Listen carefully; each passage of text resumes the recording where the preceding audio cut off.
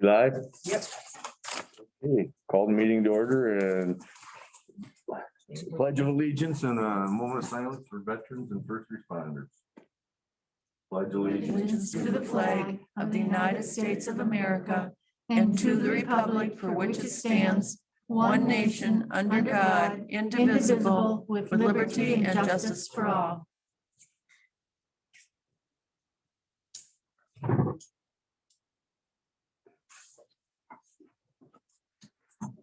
Okay. Call Lori. Driscoll, Here. Asplund, Here. Bristol. Here. Brown. Bankin, Here. Pittsburgh. She'll be running late and Brown is excused. Okay. And Majeski. Here.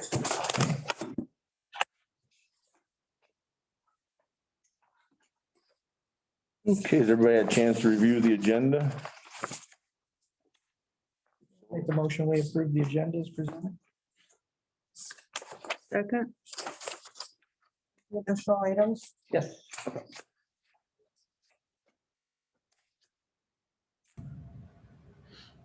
Okay, roll call Lori.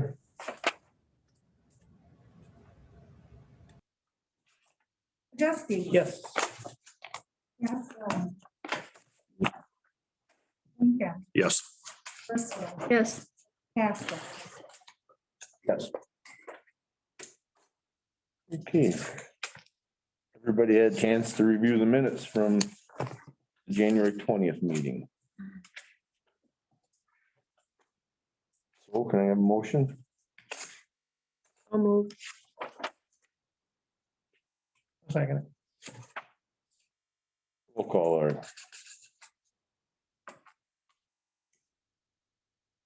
Okay, Asplund, Yes. Majeski. Yes.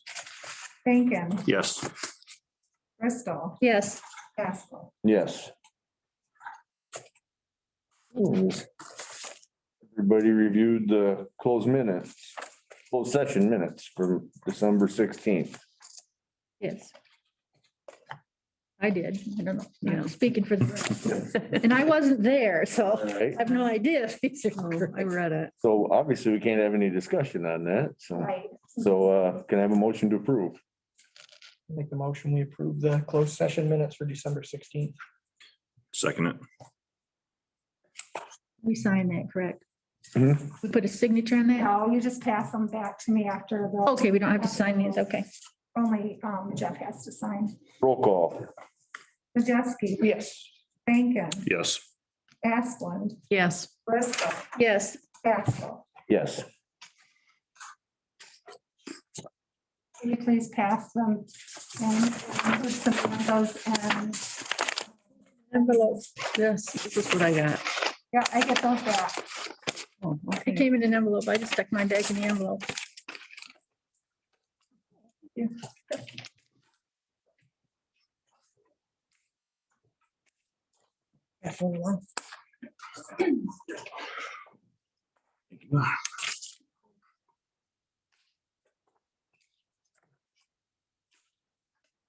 General public comment.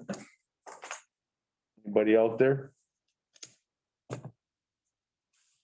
looks pretty lonesome. Crickets.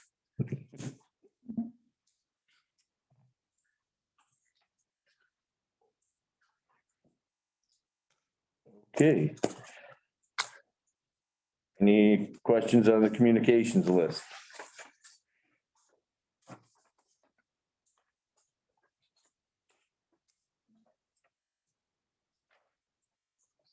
Administrators report.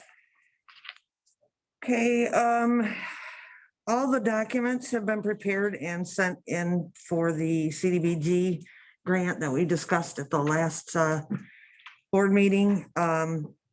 We don't know exactly what that amount's going to be yet because they informed us they're only providing us a reimbursement for a portion of the HVAC, but the good news about that is the amount that I provided you did not include two of the HVAC units, only one of them. So hopefully the amount that we get is a little bit more than what we thought. So we're waiting to hear back on that. I've been working on information that we will need for the tax anticipation note. There's spreadsheets and things that they need for that. So when the time comes, all those documents will be ready. I've been working on the RFP for the HVAC, which I need to get that completed so we can get that out. And we will need to schedule a meeting for the courthouse and grounds so that we can talk about that and about the door estimate that I provided the two of you. So if we could do that. The auditors have been reaching out to all of us about documents that they need to provide provided to complete the audit, all of the departments, as well as GRS for our OPEB reporting, which is the retiree healthcare. We don't have a lot of people on that, but it is available for all county employees, so they have to do a report on all of it. Okay. So they're working on that.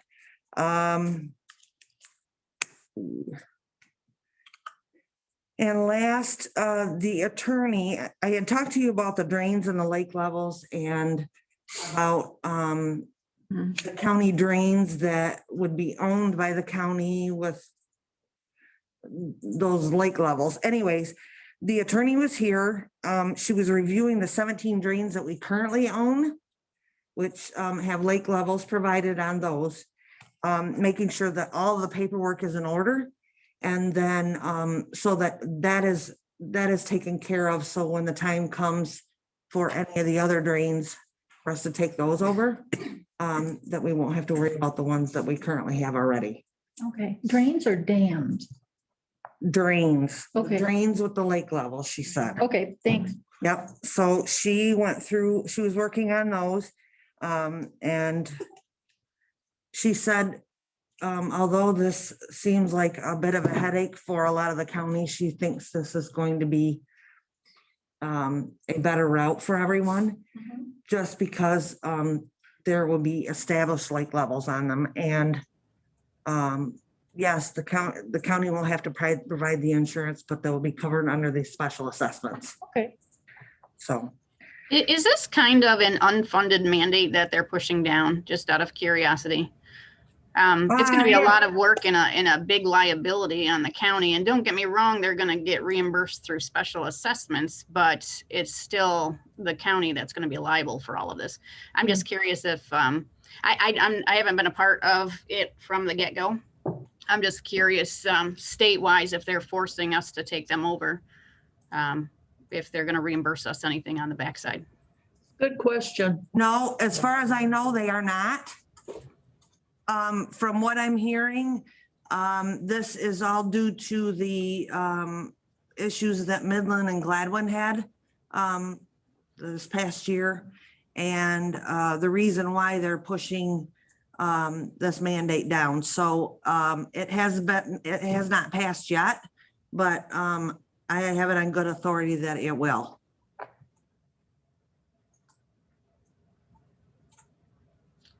Okay, thanks. Yep. And that's all I have. Okay. Is Lori out there? Or is she? Dawn, is Lori Phelps on? No. That's something, Wanted to start doing Quarterly. order. right? So, and I will, I'll get with her on that. One other thing I wanted to point out, I wanted to say, what a wonderful job that her and her staff have done with the clinics. The health department has called on them to take on, the scheduling of the clinics. And I think they've done 3 so far, and what an amazing job they have done. Yep, So- That's where I got my first vaccination. Yeah. Yeah. Yeah. I just wanted to Really point good that out. cookies there too. Really excellent cookies. Yeah, No, she's right on top of that. Michelle, you're up. Awesome. How is everybody today? Good, yourself? How are you? Good. trying to deal with all the drywall dust from this past weekend. Wall is in, it looks great. Guys did a wonderful job on it. So I hope I didn't scare you with this big packet. This is nice. I don't intend to go through it all, but I will highlight for you what's in it. This is more of a reference guide for you, because I've heard some of the things that you said to some of the other department heads, things that you'd like to see. So I included contracts that we have, our grants and the paperwork for that. So that's what takes up a lot of the space in there, but you have it at your fingertips if you're interested in looking at it. If you look at the organizational chart on page 1, I color coded it for you so you can quickly see that we have 5 employees that are entirely grant funded. And one is an assistant prosecutor position that we haven't yet hired for. We've advertised and we're waiting for applications to come in on that. You'll see that there are 3 employees, myself, the chief assistant, and the child support specialist, that are paid for out of general fund dollars, but you also have reimbursement for our salaries that come in from the Title 4D child support work that we do. And then there are 4 staff members that are paid for out of the general fund. And for the child support, the reason that we have myself and Alicia tied to the child support work rather than giving that to an assistant prosecutor is that it's tied off of our salary. So you're going to get more money back on the reimbursement if it's us doing the work rather than somebody who gets paid less. And then we have the job descriptions that you can look at. I put together goals on page 5. Look, we have our staffing goals, our budgetary goals, and just general other goals that we have. I didn't include our strategic goals that we have that should also, I would hope, be the strategic goals for Clare County, which is to reduce crime, improve the quality of life for our citizens, and attract families to live here, raise kids here, and retire here. And law enforcement, is a big part of that. You want to make sure that it's a safe place to live. Michelle, just quickly, I see several of those grant positions run out this year. Are those renewable? They are not. The 2018 BJA grant that we have, we received a 1-year extension. It actually ended last September, but we applied to extend it for 1 year because we didn't expend all the monies. And then, of course, COVID. But they generally don't grant an additional extension. So we have that until September. And the CESF grant was just a 1-year grant, COVID relief funds. So once that's done, it's done. So we'll need to look for additional Funding. avenues of funding to do that. But what's nice is that the individuals we work with our grant, the federal grant, they're the ones that told me about the new federal grant that we got and said, hey, we think this would be a good fit for your office. You should apply. Okay. And so they are letting us know of those types of opportunities. Okay, good. So it is good. And they were helpful in applying for that grant as well. So. Right.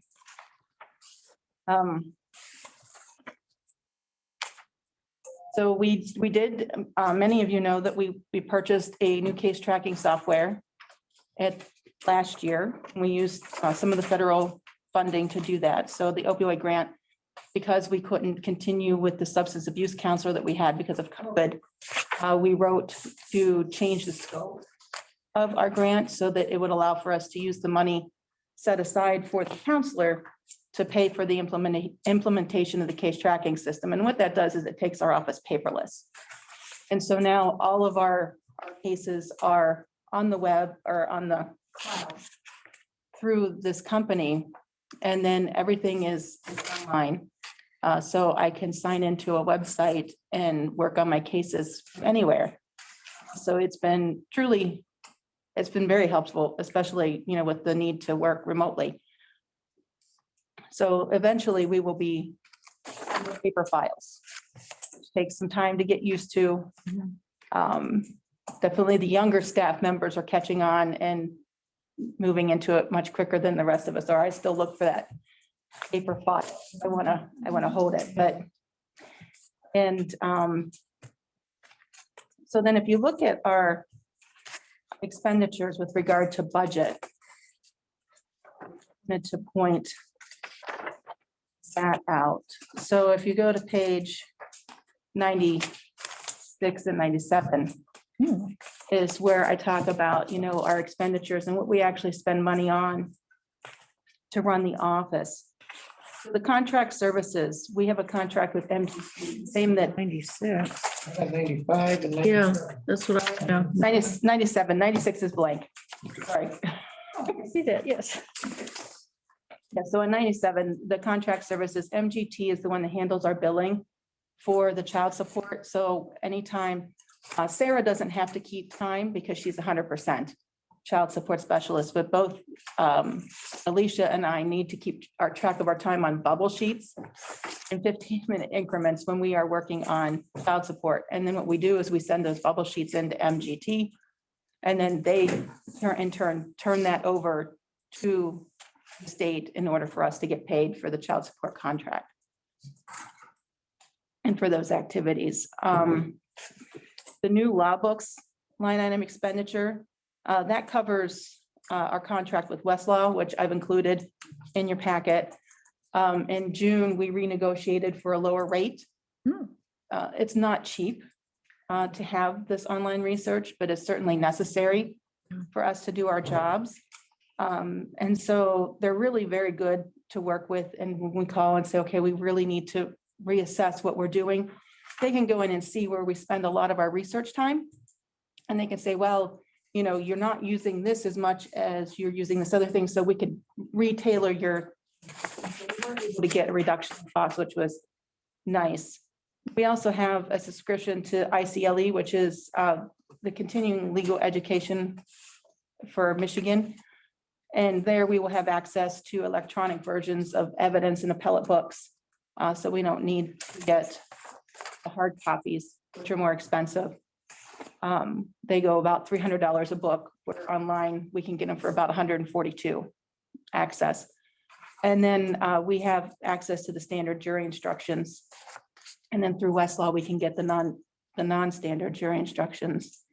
We also went to an online sentence guideline calculator. It's a company that has established a way to do sentence guidelines.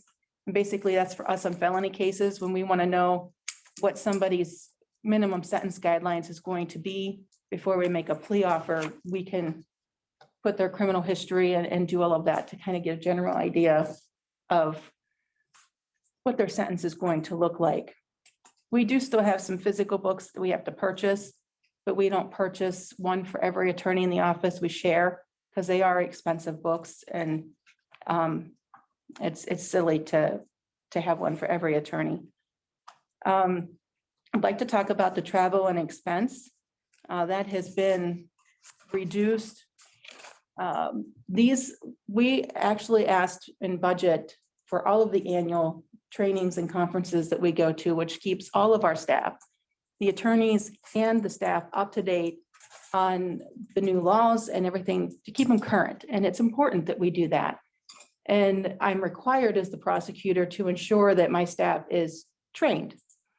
I'm sure you hear stories about prosecutors and attorneys getting themselves in trouble, having problems with their state bar because, you know, they aren't doing the Brady notifications. They are not, you know, handing over discovery, or they're doing some other things that they shouldn't be doing, or they're not up on the law the way they should be. There is no standard for us, so it's not required that we have continuing legal education per se, but we have a duty to train our staff. So the MIDC has standards, which I've included in there for you to look at, that they require their attorneys to have continuing legal education. And the reason that they do that is they want their attorneys to be up to date on the law. They want them to provide appropriate, competent representation. And so you want your prosecutors to do the same thing. Everybody needs to be competent in their field. and maintain competency. And so if we're denied the ability to ensure that they're getting that training, that's a problem. And so we try to sign up for as many free webinars as we can.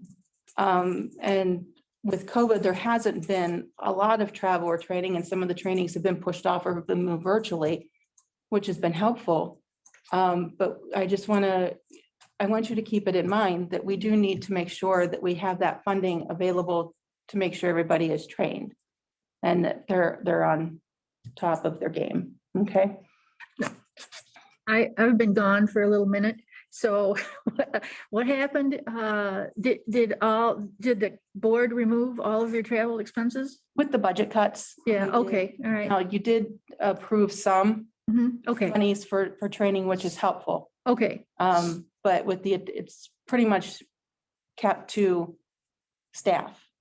okay, So the attorneys somewhat lost their access to training. okay. And then where did you used to budget that money from, Madam Administrator? Where did that, The money, general for- fund? yes, Okay, all and right, the travel and expense items okay, within the different departments. yep, okay, thanks. So, and then if you look on page 99, I kind of give you you have to forgive me, Excel is not always my friend. So what I tried to do is break down the expenses, so you can see like employee-related expenses, and then our operation-related expenses. And then, I tried to also put the revenue over there, so you can kind of see how much revenue we're bringing in as opposed to, the expenditures. And my office predominantly is not a revenue generating office. We're the ones that push the cases into the system. Ultimately, those will generate money for the courts, for the county via the fines and costs that are assessed and those types of things. So, you need us to put that stuff into the system in order to generate that, but we don't generate fees on our own. Like, the clerk can charge for records lookup and CPL and those types of things. We don't have that capability. But I do want to talk to you about the cost of prosecution, because that is something that I think we need to explore a little bit more. And I have to look at my index to find out.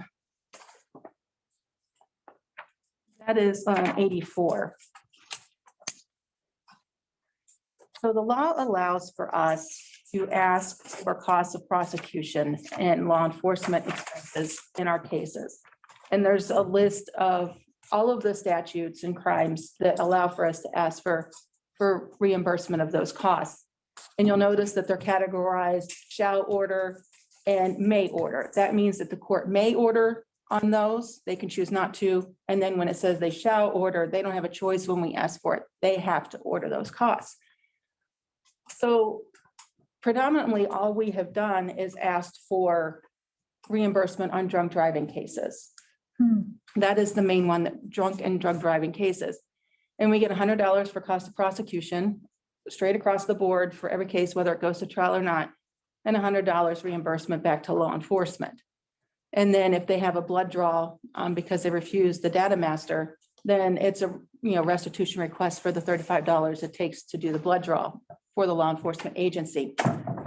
And when talking to other prosecutors' offices, it became very clear to me that we were undercharging for our costs of prosecution.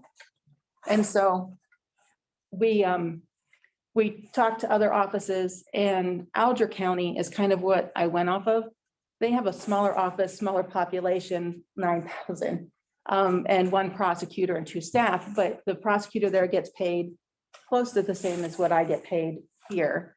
And I thought their costs were reasonable, but I even reduced them from their costs and matched the MIDC $100 hour rate in our cost of prosecution. And so we're going to start asking for these costs that are outlined in there for the court to order. On page 85, Yes, on page 85. when will that begin? We started already. Okay. You feel you collect on those though? We generally do. I mean, if you look at the, in our budget, in the revenue, there is an OWI, and that's the other thing that we need to discuss, is there's an OWI line.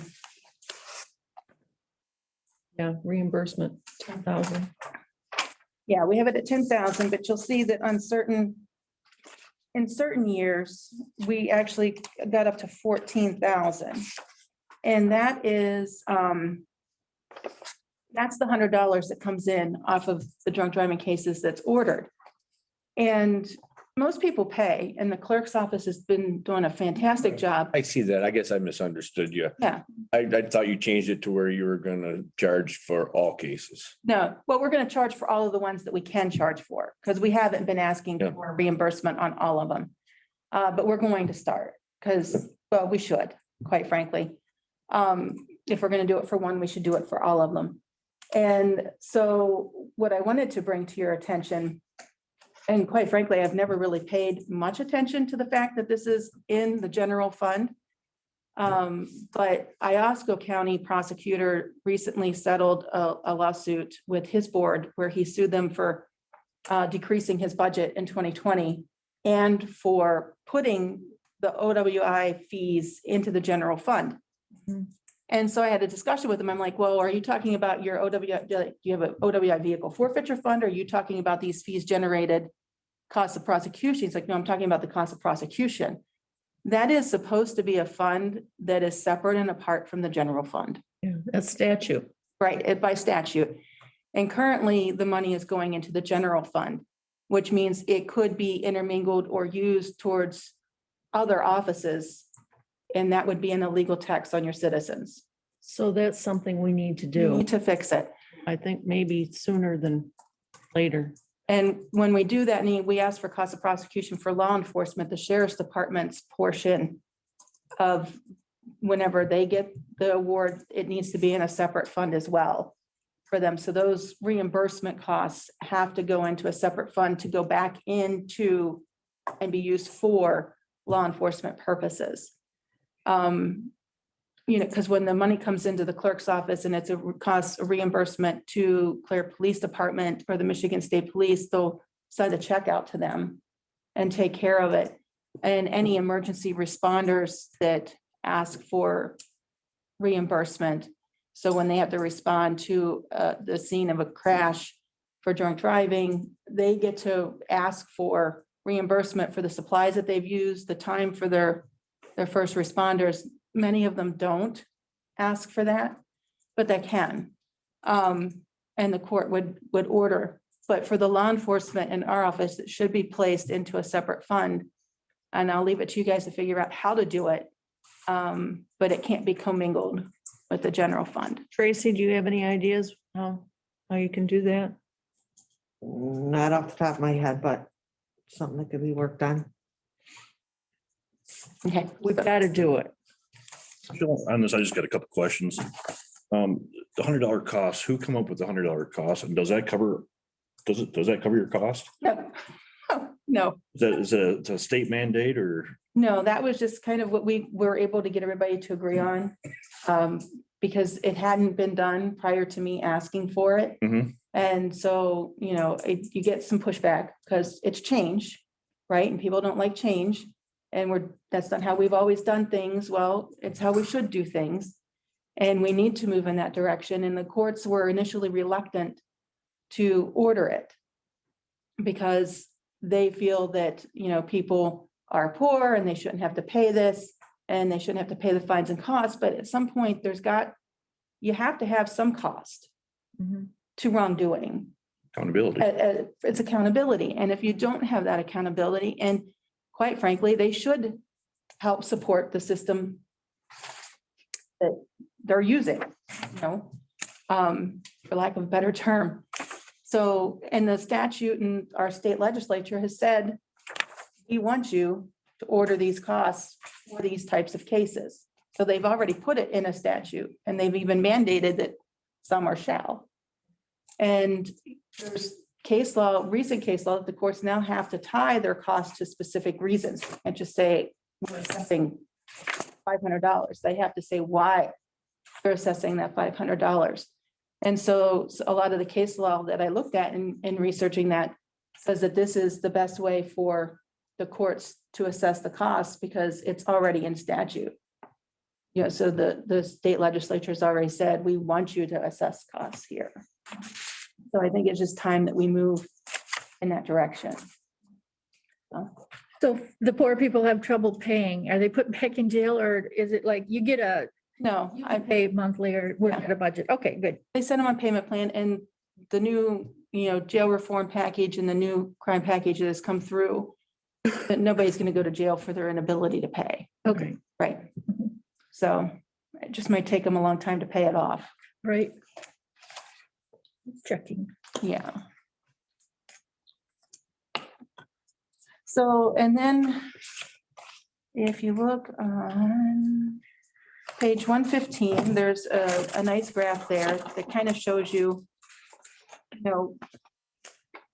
how things work in the criminal system. Law enforcement feeds all of their police reports into our office.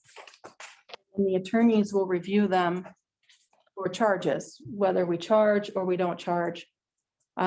Those cases come to us for review. And then we push them into the courts, where then they're resolved and money is generated from the fines and costs. If we aren't pushing those cases through to the system, it's kind of like we're a bottleneck. And you need to have an appropriate amount of people staffing the bottleneck.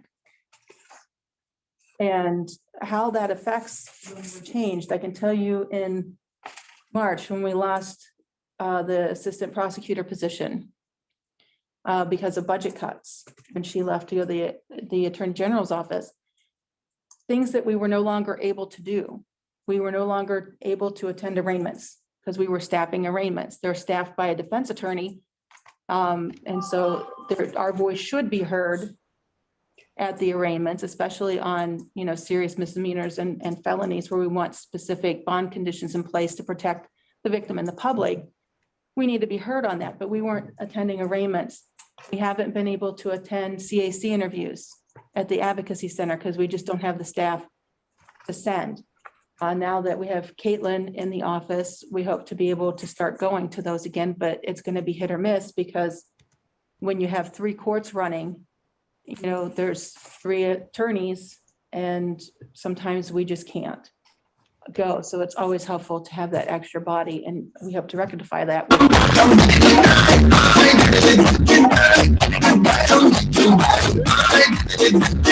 happened the other day? Yeah.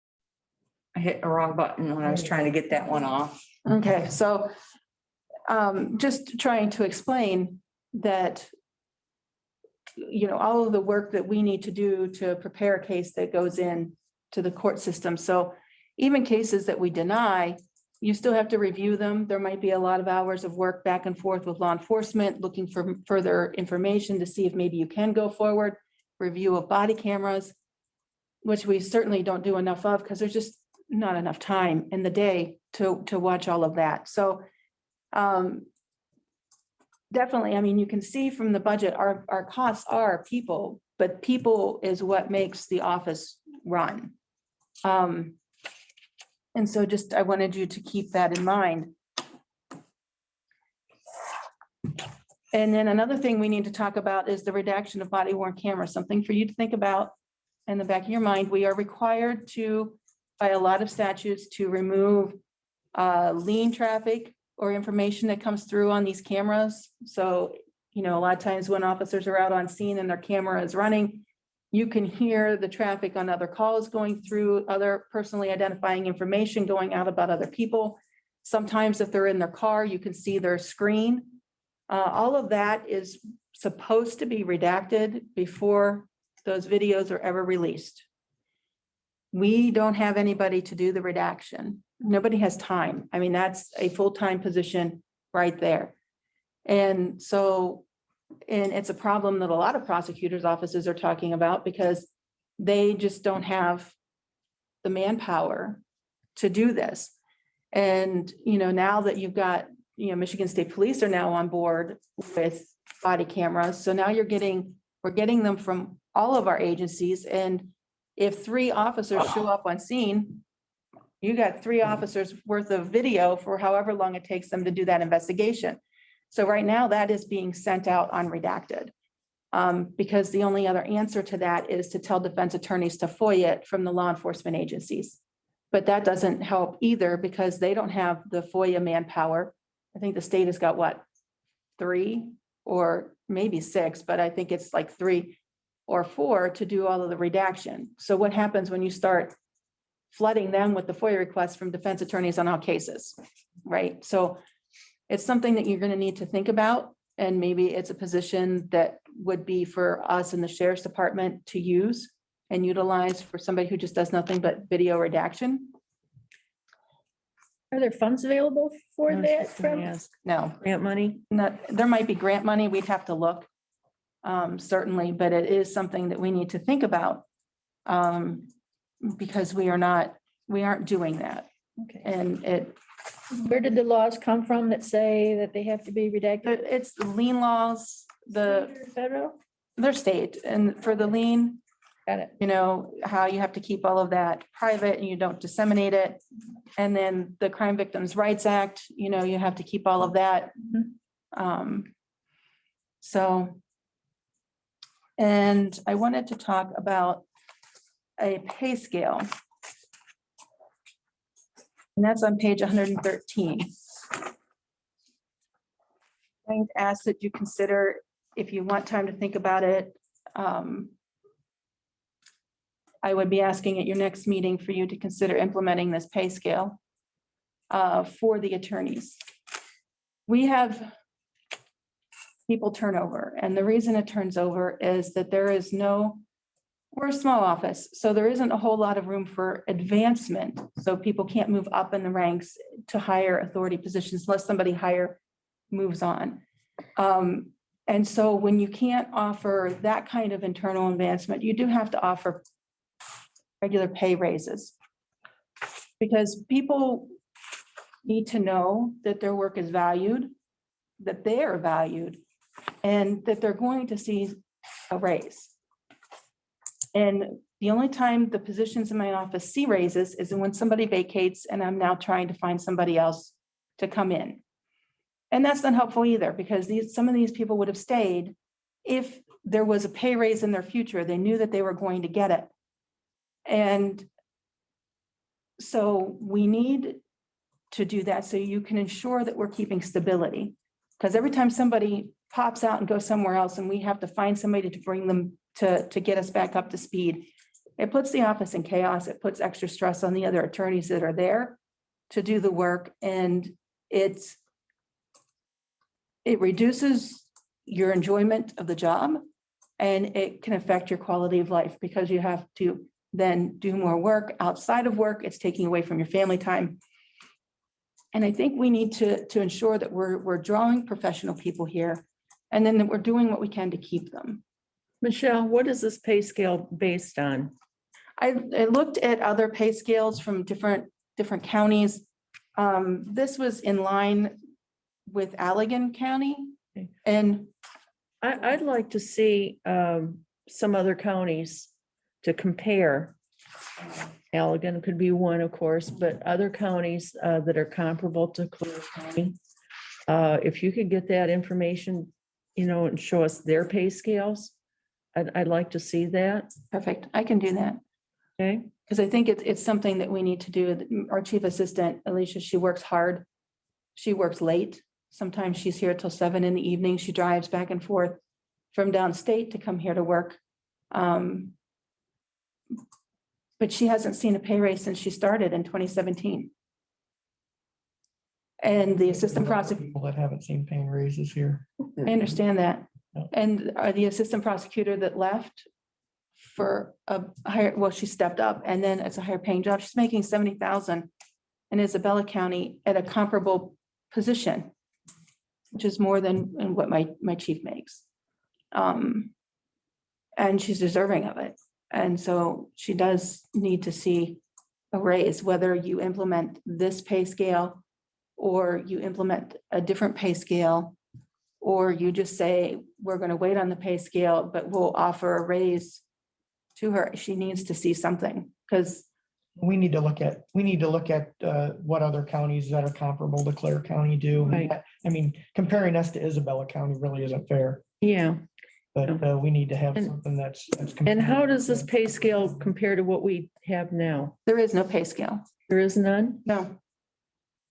Like I said, the only time these positions get a raise is when somebody leaves to go somewhere else to get paid more money. I mean, I it's, think that's a double-edged thing that happened here, and I've talked with a few of the commissioners here, and I really do feel we need a pay structure and Yes. raises for years served and everything Yes. else. And Yes. Rick brought it to my attention that when he's been here, he looks at that and he says, we're a stepping stone for other people. We're just training Mhm. people and they're going. And Sheriff's Office has said the same thing. just to, bear with us a little bit as we're learning this, we feel that is very important. and it is. Yeah, Okay. can it happen overnight? We're facing a deficit now, Right. and then we're talking raises. So along with your help, we really do need. Right. And as Rick will talk later in the meeting here, we feel to do all this, we need help from everybody to generate more revenue. Exactly. I feel every department head here is gonna tell us that they're operating at bare bones. You just did, every single one of them have. Mhm. So how do we cut to make this budget balanced? We need more revenue. Correct. And like I say, as Rick will talk about later on, that we are starting to work in that direction. So, Good. and I agree with everything you've said, and you can tell your people that, and I think everybody here agrees with that. That we need to do something to keep good people here. And I'm not saying, I think everybody here is, so, but we are putting that on the top of our things to do list. That's good to hear, because I do think a lot of people would stay, even though it's a lower pay scale than other places. Clare County is a great place to live and to raise a family and to raise your, kids and retire. If you live here, why would, for $1 an hour more, why would you drive 100 miles, Correct. So I'm glad to hear that you're looking into that. I will do my part to get you those things. And like I said, I'm looking for other ways to generate revenue, and one of that is the cost of prosecution. But again, my office kind of in a pickle because we aren't a revenue generating office. That's not our job. Our job is to seek justice and to pursue, Right, Those- very necessary, but you're exactly right. right. So it, Michelle, who in your office does the grant applications or researches for grants? I've been doing it predominantly in addition to my caseload. And that's the other thing I wanted to point out is the caseload that we're carrying. I mean, if you go forward a couple pages, you will see that I have the MIDC numbers I got from 2019 and 2020, and the number of cases that they received for the year, and then what they billed and what they were getting paid. And I can tell you, looking at those numbers, it's discouraging, especially when an assistant prosecutor hasn't seen a raise in the entire time that they've worked here. I mean, I'm not docking on Mr. Rowe, but in 2019, he had 177 criminal cases. That was a mix of felony and misdemeanor cases, right? That was all he was assigned, and he billed $81,373. And that was at $90 an hour. 2020, their caseloads went down a little bit, which means their total bill went down because the cases were a little bit slower coming in because of COVID. And a lot of the court hearings, just a lot of things kind of slowed down, but they're still billing a lot for the minimum cases that they're handling. I mean, and they're only seeing the cases that we charge. And they aren't seeing any of the prep work that comes behind it. Like right now, in February of 2021, I already have a caseload of 211 open cases.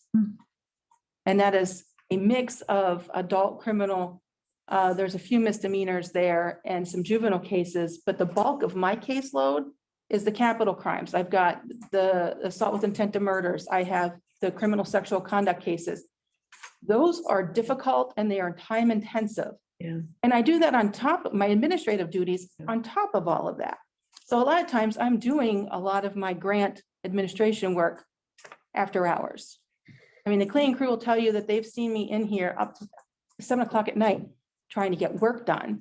Because during the day, you've got court, you have people calling, people in and out of your office, so you don't get a lot done during the day. Is there anyone that can help you with the grant applications? In or out of your office? You know, I haven't explored it, but the grant administration is something it's really time intensive. Yeah, it is, but there's a lot of grant money out there. This is the one reason why we put Lori Phelps in the position years ago, was to do the grants and to help with grants. And I thought that she was helping you with grants. She did help me through, you know, she's the one that files all of the stuff and pushes it up into their systems. But preparing all of the narratives and everything else, she does the budget and helps me with that, but I can't tell her what I want for the budget. And I mean, so a lot of it, that when we apply for it, is generating statistics from our office, things that I'm gonna need to do anyway, because she's not gonna know that information, but she's been extremely helpful for me. I mean, without Lori, we probably wouldn't have applied for the first federal grant that we got, because that was over my head, because I had never done it before. But, you know, the administration of it afterwards comes to me. It's on me to administer that grant and to make sure that the report is done in a timely fashion, to make sure that we're doing our financial reports and, you know, all of these other things that come up. So That was kind of the whole reason why we put her in that position. Yeah, well, she is good at it too. Grants, and she was aware of the process and. Can she research, like if we asked her to see if there's any grant money available for video redaction, is that something she could do?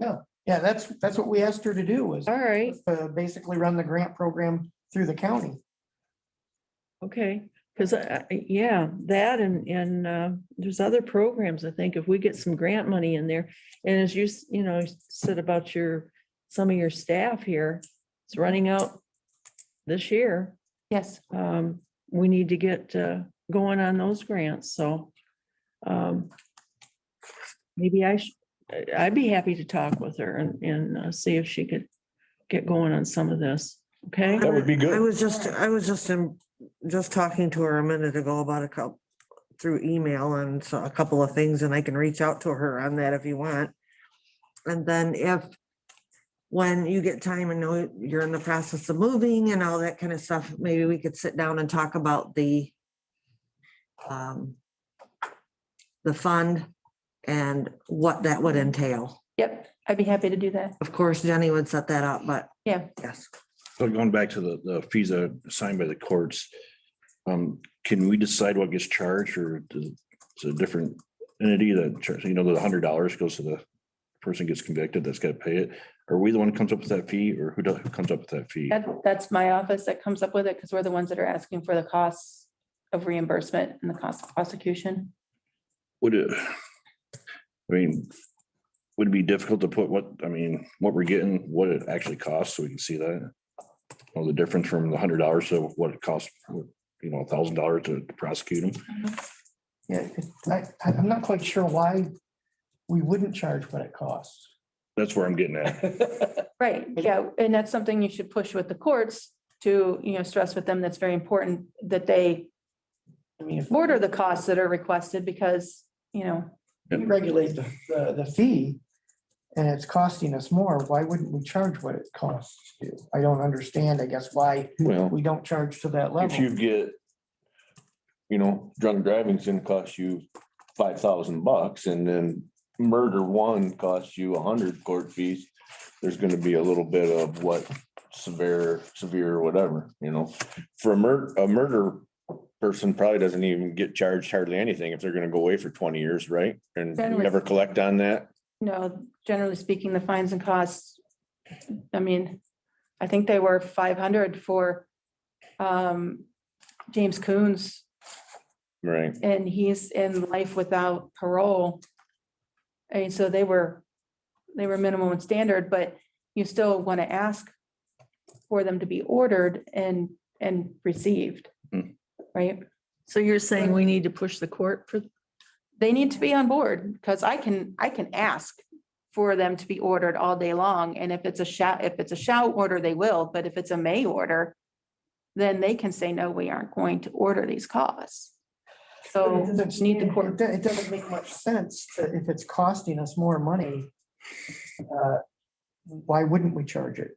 And I guess if this has been going on for so long, why didn't we address it earlier with the courts then? I guess? Yeah. There's, on a daily basis, I have to choose what hill I'm gonna die on. Yeah. And I have a lot of fights that I just choose not to make because I feel at that point it's not worth my time. But this is one that I'm willing to bring up again because I had to fight to get it at the 100. And now I'm like, okay, we need to change this and we need to be doing it. And we need to be asking for these costs. And so this is what we're going to do. And this will be a hill now that I will fight. And if I have your backing, it's helpful. Would a letter from the commissioners be helpful? It would, and I think you meet with the courts later today. And I guess the last thing I would consider is whether the person that did the crime could pay it or not. I guess if you can't pay it, don't do the crime. That's Well, when you're in jail, you're not earning a lot of money. So, No, I mean, if it, it could also work as a deterrent too. true. Possibly. came up with a scale, I scaled it in line with the $100 MIDC cost. Because that's what they said indigent defendants should be able to pay if they have a court-appointed attorney. And so I scaled everything off of that, Gotcha. keeping in mind, that we are a poor county and people don't often have extra money lying around to do these, but in the same respect, they should pay. Now, I know that when we started the OWI Vehicle Forfeiture Fund, which is a separate thing, it's a separate penalty under the drunk driving statute that allows us to seize somebody's vehicle and forfeit it for a second or subsequent offense. And then there's certain other offenses too that would allow us to forfeit. And we have seen a drop in repeat offenders because when you do a second drunk driving, it's $800 to get your car out, plus storage fees and the tow cost. And that's in addition to anything that you get imposed by the court if you buy your vehicle back. For a felony, it's $1,500 plus storage fees that are rated, what, $25 a day, I think, or maybe we're up to 30 now. I mean, that gets to be pretty hefty. But it makes a point, certainly. So. My personal feeling, I think we need to look at what it's costing, what we're getting. We need to evaluate that and come up with the different costs and then go from there. Different fee structure. So there's a problem between your office and the judges about the fees? I wouldn't say it's a problem. It's just, it's difficult to get, we've always done things this way. So it's difficult to move people in a different direction when they're set in their ways. And, it's the judge's courtroom, it's their court order, there needs to be buy-in. Mhm. And though I've given notice that this is what we're going to start doing, and I haven't heard from, I did speak with one judge who was wanting to talk to the other judges about it, and I understand that, but at some point, we all need to say, okay, this is the law. Let's Mhm. follow it. We need to understand too, and it's all in the presentation. They need to understand that it's not right that the other taxpayers pay for that Right. person doing the crime. Yeah. And that these costs are higher than what we're charging, and we need to send the burden to basically the criminal. Mhm. Or the person being charged. Right. And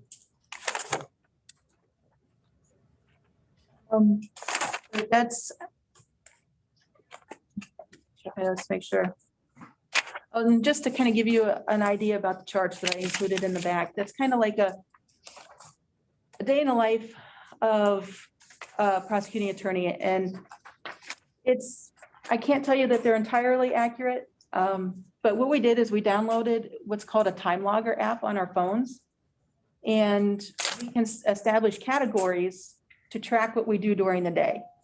Now, I can tell you that there are times that I've come in and it's 11 o'clock and I go, oh, crap. I didn't hit my stuff on the phone to log my time. So it's not entirely accurate, but it gives you a good representation of how we spend our days and what we're doing. And then I've included, the overtime hours. So we work, because it puts everything into a spreadsheet for us. And so I was able to collate and pull out any hours that were tracked after 30 PM, end of day Mhm. and weekend hours. I can tell you that a lot of my weekend hours are not tracked because I'll forget to check when I'm doing warrants over the weekend, or if somebody calls me at 3 o'clock in the morning for a search warrant, I'll forget to hit that on my phone and track that time. So there is time outside of hours that isn't captured here, but that kind of gives you an idea that with 3 attorneys, and well, Mark's isn't included here because he had issues with his time tracker. And so I didn't want to include what numbers we did have because I think they would have skewed things. But if you look at what happens with 3 attorneys and how we spend our time, Zoom right now doesn't make things easier. What I used to be able to do on the fly in the courtroom now requires 2.5 hours of prep time before court because I got to make sure all the paperwork is done. It's emailed to everybody. The court has it, we have it, and everybody's set before the hearing. So it actually adds work to my day rather than reduces work. And so I will be happy when we're done with Zoom court. But Did that go into the COVID? Could we get grant money for those hours on those graphs because of how long it takes for you because of the COVID and Zoom? I don't know if there's any more CESF grant funding or if there's other additional COVID funding, or if we're salaried, I don't know, because we technically don't get overtime. Right. I called it overtime just Taking you that much longer. just so I could, Compare, that would be documented there. right, and you'll notice when it was just Alicia and I, those hours went up. So, and it's Michelle, how many trials did you have in 2020? done. We are, and we don't have trials through April. So far. They've already canceled them through April. And so, don't get me started on that. That's a whole nother, I am appalled that our state has denied I know. jury trials to not only defendants, but victims. I mean, at some point you need to figure it out and get them going. And you get them moving through the system. I have cases now that are pending for over 3 years. I have one guy, we're waiting to take him to trial. He pled on the weapons portions of his case and he went for 36 months. He's going to be paroled before the assault with intent to murder and the torture case comes to trial. And that's not fair. It's not fair to anybody involved. So anyway, I guess that's a soapbox. You were talking about CESF grant money, COVID money. We have utilized just about everything possible with, as it relates to the reporting for the revenue sharing. We reported on that, the CESF money for the sheriff's department, prosecutor's office and the courts. That's still in process and we're still working on getting funds for those. So if any other COVID money does come available, I'll be sure to get with you to get that, Okay, so that we have that information and we can report on it. that would be great. Okay. So, but I hope I gave you a packet full of information that you can use as a guide. If you ever have any questions, feel free to call me, email me. I'm open to discussion on things. So, okay, Mhm. Thank you, so Michelle. much. I appreciate it. Thanks. Thank you. How did it take you to make that? File? Took me a while. Overtime? Could we ask Tracy to draft a letter from the commissioners to the courts regarding payments? They're actually gonna be here. Let's see how the court responds to that. That's a question you can bring up to them and we'll see. All right. Okay, Tom. How you doing? Good.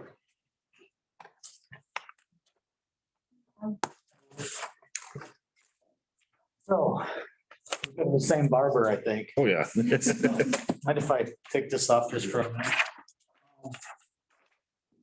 Reason I'm here today is to just kind of throw out some ideas to kind of help with the whole IT situation.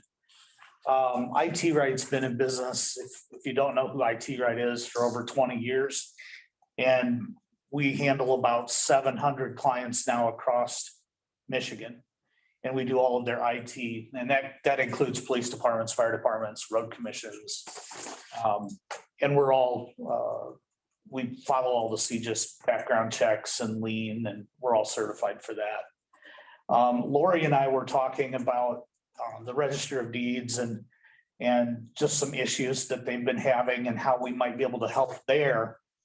And we do have some counties where we do just the Register of Deeds. However, it sounded like there were more issues than just the Register of Deeds. And while we were talking, we both kind of went, scratched our heads and said, well, why don't we find a way that we might be able to expand or give other tools to the current IT staff to make them more efficient and be able to handle more with the people that they have and, make sure security is up to date. All of the CIS stuff, the Center for Internet Security that the state is now going to be mandating. We've been doing that for 2 years already. We don't have to relearn anything. We can help with all of that. We can take a lot of the day-to-day mundane tasks and automate them so that the IT guys, and I don't know the IT staff here, would have more time to spend working with people on issues that they're having, or the larger projects of securing the network, replacing servers, making sure that Zoom works. Little things like that. We do everything through Microsoft Teams. And so I know what the challenges are with Zoom, and it does take a little extra time to get ready for meetings than just showing up and being able to talk. And I didn't know what anyone else's thoughts were, but it's our policy to not replace internal IT staff. In fact, a lot of the clients that we have that are larger, the counties, have IT staff, and we prefer it that way. So we've actually changed the way we do business to account for those on-site staff price-wise. So we don't have to charge our full amount. We can charge a very small amount to automate some of the basic stuff, give them ticketing systems, give them some tools for security, things like that. And they don't have to invest in all that themselves. For example, Pittsfield Township down by Grand Rapids, Lake County utilizes us in that fashion. Kevin is their on-site IT person. We work with Kevin and give him tools to manage the network better. And then we send him reports on a monthly basis and just things that he needs to keep his eye on, but doesn't have the time to do. So I didn't know what anyone's thoughts were, but I was thinking more of a collaborative thing across the whole county than just one department that's having problems or 2 or 3 departments that are having problems. So. I can add if that's okay, Mr. Chairman. Excuse me, Is it okay if I add to that? yes. Okay, so not everyone was here last year when I asked to hire IT Right to service my Register of Deeds department. I didn't feel I was getting the service that I needed to run my office. So I checked with Tracy and did an RFP and put it out for bid and then brought it before the board, which was denied at the time. They asked Tracy to form a IT committee, which she did, which was comprised of herself and all of the department heads and the IT director. Am I missing anybody? No, I think that's it. And we met twice, once in October, I think, maybe November, and then once in January. And the idea that was pitched in the committee was to hire a third IT person to take some pressure off of the current IT staff that we have. And in order to pay for that, because we immediately said the commissioners are never going to go for that. And the idea that the IT director came up, I believe it was his idea, came up with was to outsource their services to other like townships and schools or whoever needed help. I am adamantly opposed to that, because if we hire a third person and then outsource them, how is that going to benefit my office individually or anyone else in the county if we're outsourcing the third person that we're hiring? So in my opinion, that defeats the purpose. So then I went back and talked to Tom. That's when we talked, because my intent is not to replace any of the employees at the county at all. I just want my IT needs met and addressed. And we talked about what Tom was sharing with you, maybe complimenting the current staff, not trying to take anyone's job. Instead of hiring one person to try and do that, you would be hiring us with 50 people and spreading that load. And we would take like the day-to-day stuff, the security stuff is SentinelOne, which the latest hack that was done on SolarWinds, if you'd heard of the big SolarWinds hack, we actually use SolarWinds, but we use a different piece of that software. They're a huge company. And it was discovered that the hackers actually wrote into the code when it launched that if a PC or a server had SentinelOne installed, that it was to skip over it and ignore that machine because they knew they would get caught. So we'd done that 2 years ago. We had rolled out SentinelOne across all of our clients 2 years ago for that reason. Just that upper level of security. But it's little things like that that we would include as well as our 50-person staff. And we would give you one of our level 3 engineers to come on site and really help with the planning, the oversight, the security once a month. They would be visiting once a month and just helping where they can. And I have a question. Do you have a outline of what the added value have you here would it be? I mean, do you got that on paper that we can look at it? I can put something together. This was more of a, let's throw it out there and kind of talk about it. I've had several other counties try to bring on staff and then outsource. They've all been not successful doing it. And the reason is they get focused on their county, and all of the ones that they had signed up to do IT for kind of suffered. So I have one county in particular where in the last 12 months, we've taken 4 of those clients back out of the county system and put them back into IT right system, because they weren't getting the attention from the county. They were paying more attention to the county. So while they thought it was a great idea at the beginning, turned out to really hurt them in the end. Because now you've got 4 townships that are really upset with the county. Yeah. And you kind of want to work together. And so it was just a thought. I could put numbers together. I could send you some literature, different things like that. But it would definitely be a cooperative thing. Like you said, I want to see, because I know we're all in very challenging times. Lake County is the poorest county in the state. And we've been offloading a lot of the basic stuff, the backup and all those things for them for years. And it's worked out really well. Because they pay us about the cost of one person, but they're getting our entire staff. And if we wanted to do a help desk with the ticketing system that could forward to the IT staff here, we could do that. We could do it the other way around, where the tickets all come into the staff here, they forward to us. We could set it up any way that we try and it works. But Is the 13,000, is that per year or for 2 years? Per year. that's annually. Yes, Okay. and that is only for my office. That's only for the registered Only deeds. for my office. That was my original what I put the RFP out for. That's only to service. So if you were going to help Since then, us, it would be more than that. It would be more than that, but I think we would discount it a lot more because we would have the on-site IT staff. Could you put something in writing showing us the differences? Absolutely. There's Okay. two things going on with that. I know I've mentioned this before. Register of Deeds has an automation fund that can only be used for the Register of Deeds. The advancement of technology, which this would be because I can't advance technology if my office can't run. So I did clear it with the county attorney. He said, yes, this is a proper use of that fund.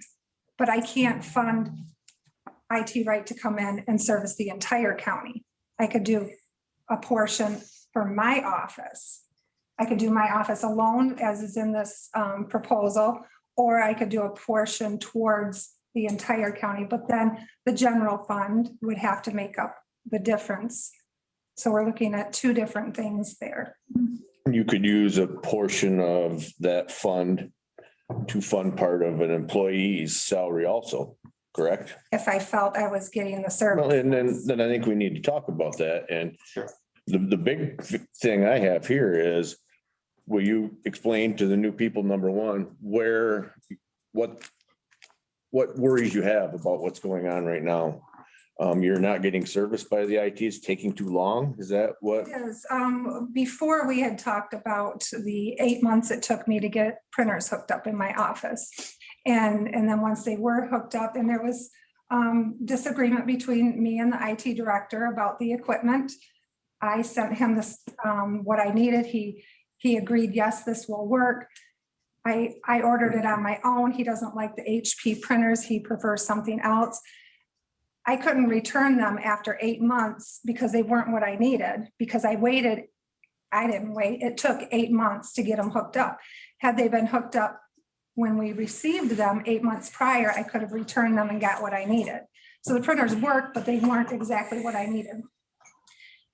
Since then, since that meeting in October, I also complained about my computer not connecting to the Wi-Fi. I've spoken with Jesse, the IT director, about it.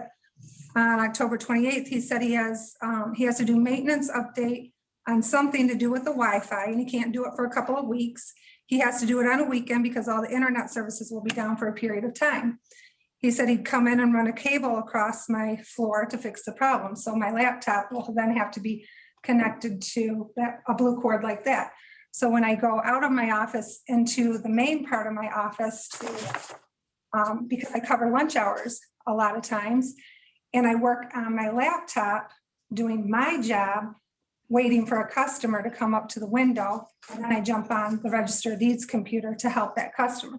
So he's got to run a cord in my office so I can be connected to the internet in my office, and he's got to run another cord out in my main office area so I can be connected when I'm out there, which means he'll also have to run a cord in here because I'm in and out of Right.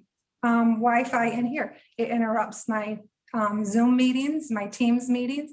I have pictures on my phone and video of the interruptions. When I'm listening to the minutes, to type the minutes, it cuts it in out because my computer drops the internet constantly. So I miss bits and pieces of what's being said. I videoed that so you could see that as well if anyone is interested. So that was back on October 28th. He came to my office. He measured the main area of the office so he could come and put the blue cord in so I could use my laptop. He's never come back. 4 months later, I still have the same issue that I brought to you guys in October. You said, no, I couldn't hire another company to meet my IT needs, and I still have those IT needs. My staff is still Googling IT issues in lieu of calling IT, putting in a ticket because it's quicker. Not always. A lot of times they're Johnny on the spot. They take care of issues. Easy, it's great. But a lot of the time there are issues and it takes a very long time. I shouldn't have to wait 4 months to get good internet connection. I don't even know if he ever did the maintenance update. He's never communicated that to me. I would say he didn't because I still have the issue. I set the stopwatch on my phone last week because I couldn't get through the minutes. because they're saved on a different drive, not on my computer. In 15 minutes, my computer lost internet 8 times. That was just in that 15 minutes that I decided to time it because it took me the entire day to do that because I had to keep waiting for the internet to come back on. I've showed them, it comes up in airplane mode on, airplane mode off. And it flashes like that constantly all day long. I'm not the only one with this issue. When the agenda came out, the treasurer called me. She said, is this for your office only? Is it for the whole county? I said, well, we're going to talk about the whole county, but this is for my office only. She's having issues. These issues were communicated in the IT committee. They're just, and some of them have been resolved, but not all of them. If I may, Daryl Schlaze, I'm the Circuit and Probate Court Administrator for Clare and Gladwin counties. In Gladwin County, IT Right is our internet service, and I can tell you we're extremely happy. And as Tom said, maybe it's because you got 50 people helping out in a county as opposed to 2, but we have been equally frustrated. Steve and I both wrote a CESF grant, and it's for being able to work remotely from home. And so we ordered a bunch of computers, and we still don't have all our computers up and rolling here. Gladwin, when they came in, IT, even though we didn't buy them through IT Right, we bought them from another vendor. They jumped right in. The computers are up. They're in the hands of the employees, and things are good and ready to go. And I'm not necessarily saying that it's all, IT Claire's problem. They may be overwhelmed, but from a standpoint, as Lori has been saying, it gets pretty frustrating, and we're still waiting for some to get put online. We had one that was delivered that was not satisfactory to one of the judges. It was beat and bruised and not snapped together, and we wanted to send it back, and that's been kind of a thorn in, I think, in Jesse's side. But it's, like I say, it's an ongoing thing, and it's not just Lori, and it may not just be other departments, but I can tell you from the court standpoint, we get a little frustrated as well. Lori, this automation fund, do you have to use the money from the automation fund? Do you have enough funds in the budget, in your budget, to take care of this, or are you going to have to look for more monies? No, that fund has roughly $500,000 in it. And I budget $150,000 a year, and I never use it because it has to. So the funds are there. They are there, yes. What did the rest of the, when you had your meeting, the department heads meeting, and you talked about this, what did the rest of the department heads have to say about the IT problem? I didn't hear a lot other than Lori had talked in the courts, excuse me. And the treasurer had asked for a quote as it relates to the servers, because we are having the servers are old and they need to be replaced. She had asked for that quote, and I know that Jesse was trying to work on that. And then we had an employee that was out of the office for 2 weeks. So he's been on his own for the last 2 weeks. And there was issues before that last year where Josh was the only one in the office for so many weeks. So we're having a problem with employees, having 2 employees in the office at the same time because of sickness, illnesses, and those types of things. Not saying that's an excuse, because I understand that these things need to be done. But so we've been waiting on the list for Jenny, to get to Jenny with regards to the servers. Okay. So that's another point that I had made in my budget presentation. There are offices that have funds that could probably pool those funds, like a piece of my automation fund, a piece of Jenny's fund. Jenny has been asking since October for a quote because she may be able to pay for a server and hasn't been able to get the quote. We'll bring it up again in the January meeting. And Jesse did say he would work on it, but he was too busy right now fixing the the net mobility issue. So he has big projects that monopolize his time in order to be able to get to other big projects that we need. And she just needs a quote so she can see whether she has the funds. Maybe the prosecutor's office or my office and Jenny's office could all go together, maybe the sheriff's department. I don't know. But until we know what we need, we can't have those discussions. Yeah. So my goal would be, this is how I would approach the whole thing, is I would bring my engineer in, sit down with Jesse, sit down with the department heads, get all of the issues like this in one place, get tickets made for them. The Wi-Fi issue, that's really just a small maintenance window that we could push firmware updates automatically out to each AP. So that would be a very short window, and it's something that could be done remotely that Jesse wouldn't have to do on a weekend. The servers, we could analyze that and spend a little bit of time analyzing that for him, hand him the recommendations and say, going forward, this is what we would recommend to run these softwares. Here are quotes from Dell, from HP, from us. Buy it wherever you want, that's okay. And we're okay with that. So, That's Jesse. hey, Jesse, I'm Nice to Tom. meet you. How soon could you do this? I Well, can put something together yet this week. we would like a quote, because that's, Right. you've just got here just Lori's. Right. I'll put a quote together with some basic numbers. I would love to sit and talk to Jesse for a while too, because the worst thing you can do is come in and feel like someone's trying to replace you. Right. And that would not be our goal at all. My goal either. The ticketing system, the tools, the automation, those are the things that really help an IT director direct and not be in the weeds so much that they can't plan or focus on the bigger things. Right now, I think we're putting the horse before the cart. I Right. think we'll end up there, but we gotta find out what the true problem is. So Is Jesse overwhelmed? Why is he overwhelmed? Well, I mean, we gotta get the root cause of the problem first before we go to What that. I'd like to do is have Jesse come talk to us, maybe at the finance meeting. Mhm. And sit down and talk. Lori will be there to talk about hers also. We'll be there. That way we don't have a special meeting.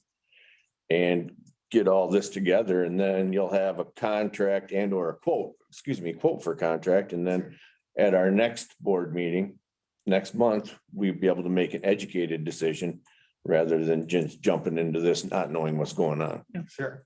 I would like to know why the old board voted it down. And I think there's a procedure about opening it up, you know what I'm talking about? Yeah, We have to reconsider the motion as it's worded here. I don't feel we can do that. Well, it has to be Today. approved for reconsideration by the members that voted it down. yeah. And so I was asking, why'd you vote it down? It seemed as though you three. I believe that motion was only for the register of deeds though, too. Yeah, but I want to know why they. Yeah. And then, My personal opinion, why I voted it down, number one, we had a crunch on money. uh-huh. Obviously, this is coming out of a fund. It's not the general fund, and Coming out of that fund. I'm just telling you why I voted it down is all. And two, I have a hard time spending $14,000 when we have someone in-house without knowing exactly why the problem was. Got it. And it was tough times with COVID to get an answer. I feel now we're on the right track to make an educated decision. And that's what I would like to do here. Yeah, just as far as, my reasoning was that because the taxpayers are already paying for an IT department. Mhm.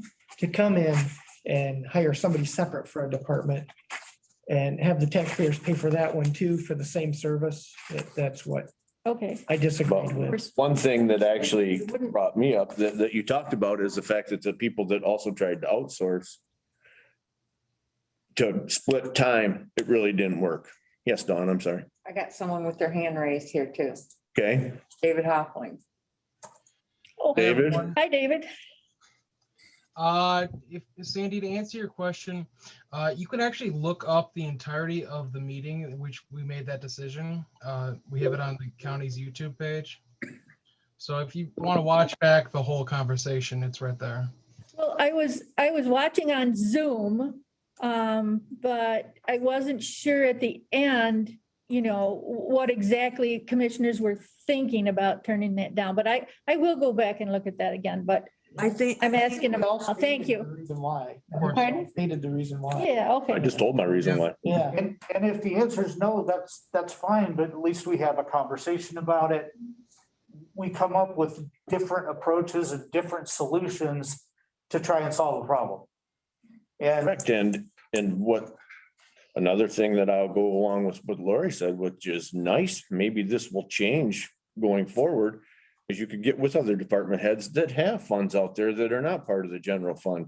Right. And if everybody participates together, which that wasn't happening before, and that made the decision easily. No, I found voting for one entity instead of everybody that works here at the county never works out good for us.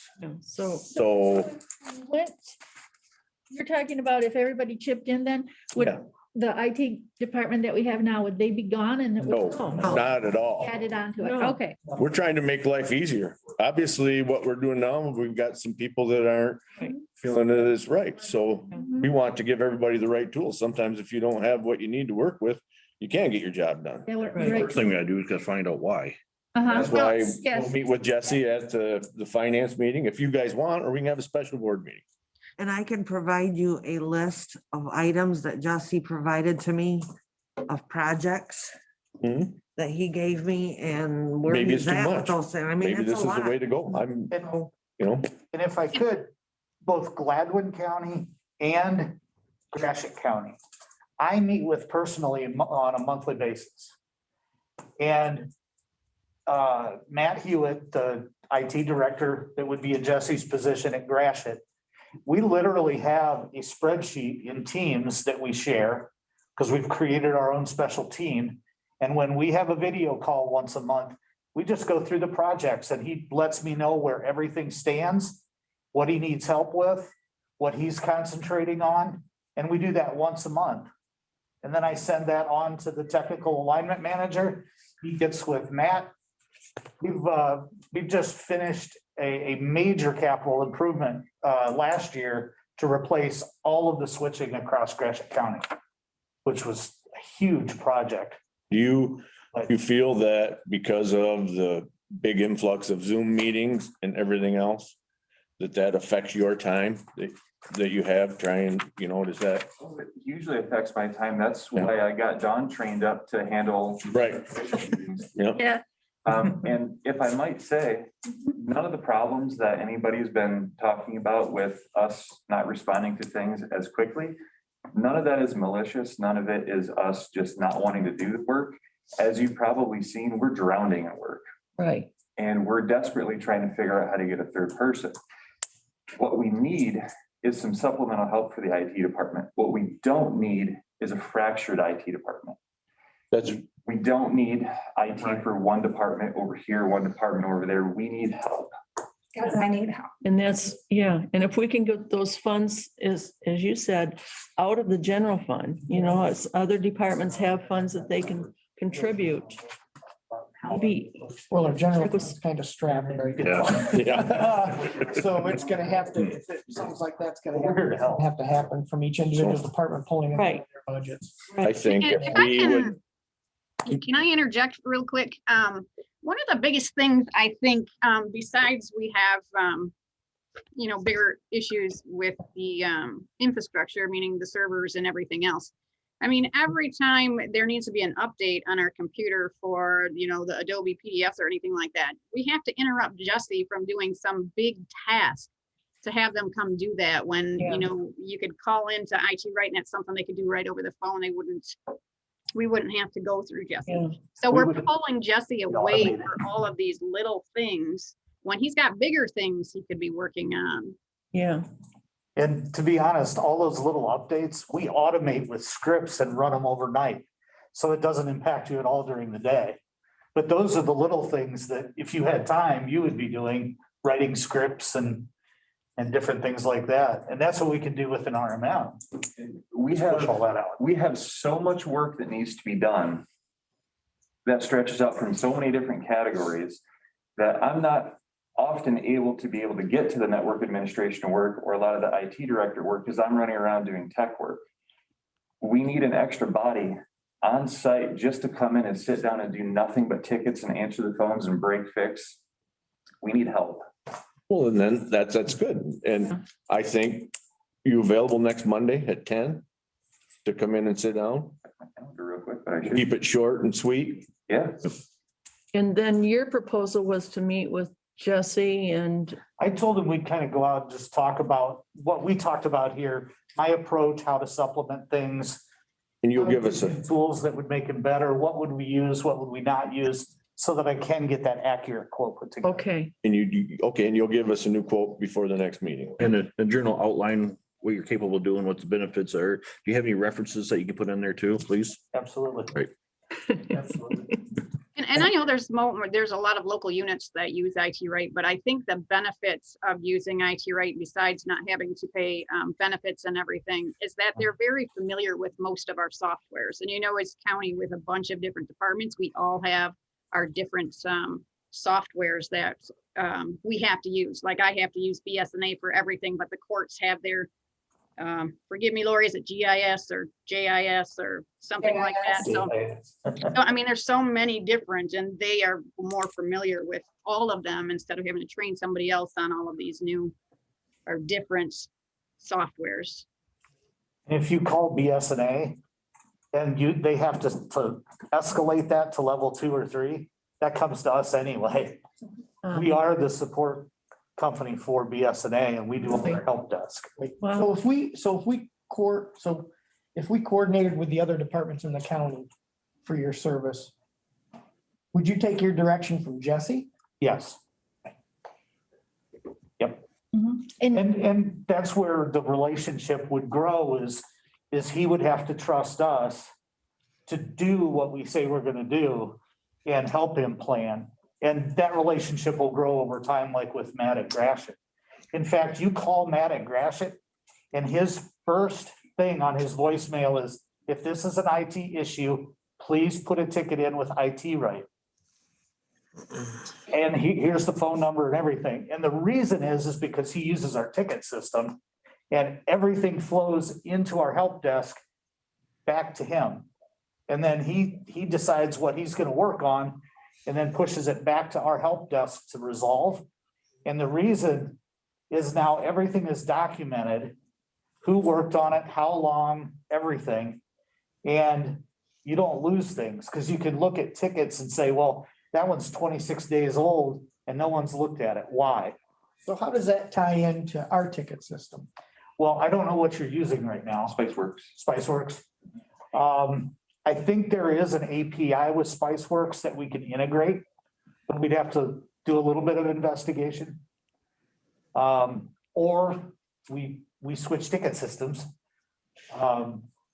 That's something we can talk about and how to. Is there another integrate. option just to have a block of hours and have somebody come on site during the week? We don't do block hours. We haven't for years because our agent it used to be GFI Max. Now it's part of SolarWinds. And so that rolls out like SentinelOne, a lot of different, that's our RMM. Talk about that stuff.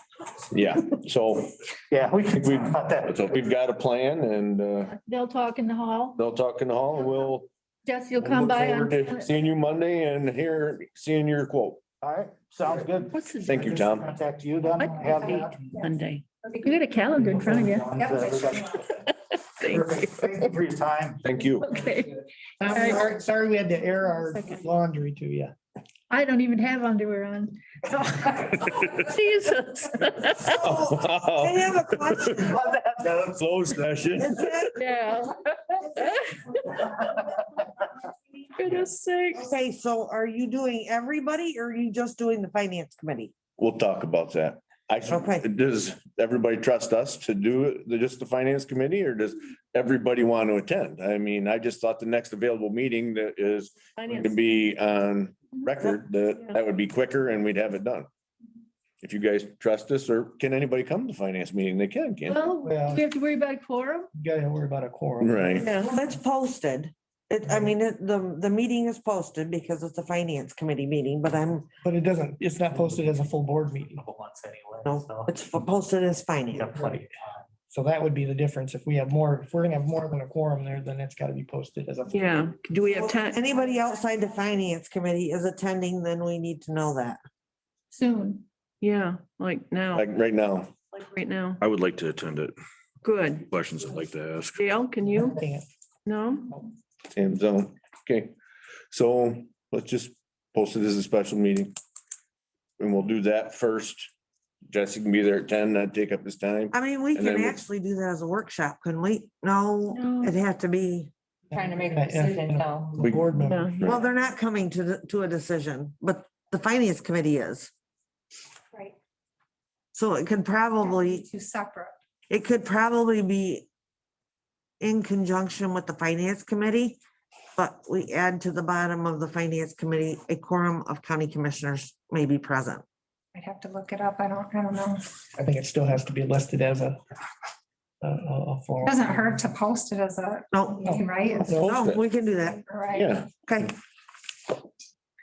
And maybe someone should reach out to all the department heads to see who has funds they can contribute that can be used towards something like that, so we know what we're working with. there you go. Because you're really gonna kind of want, if you're gonna go countywide, it's gotta be every department. Mhm. Okay. And then we would, so Monday's basically, we're looking for information. Yep, Okay, and no decisions will be made. not till the next board meeting. Okay, all right. And you guys will be there anyway, I'm calling for a recess because I coming gotta for go. finance, so. And you thought my admission was too much. I figure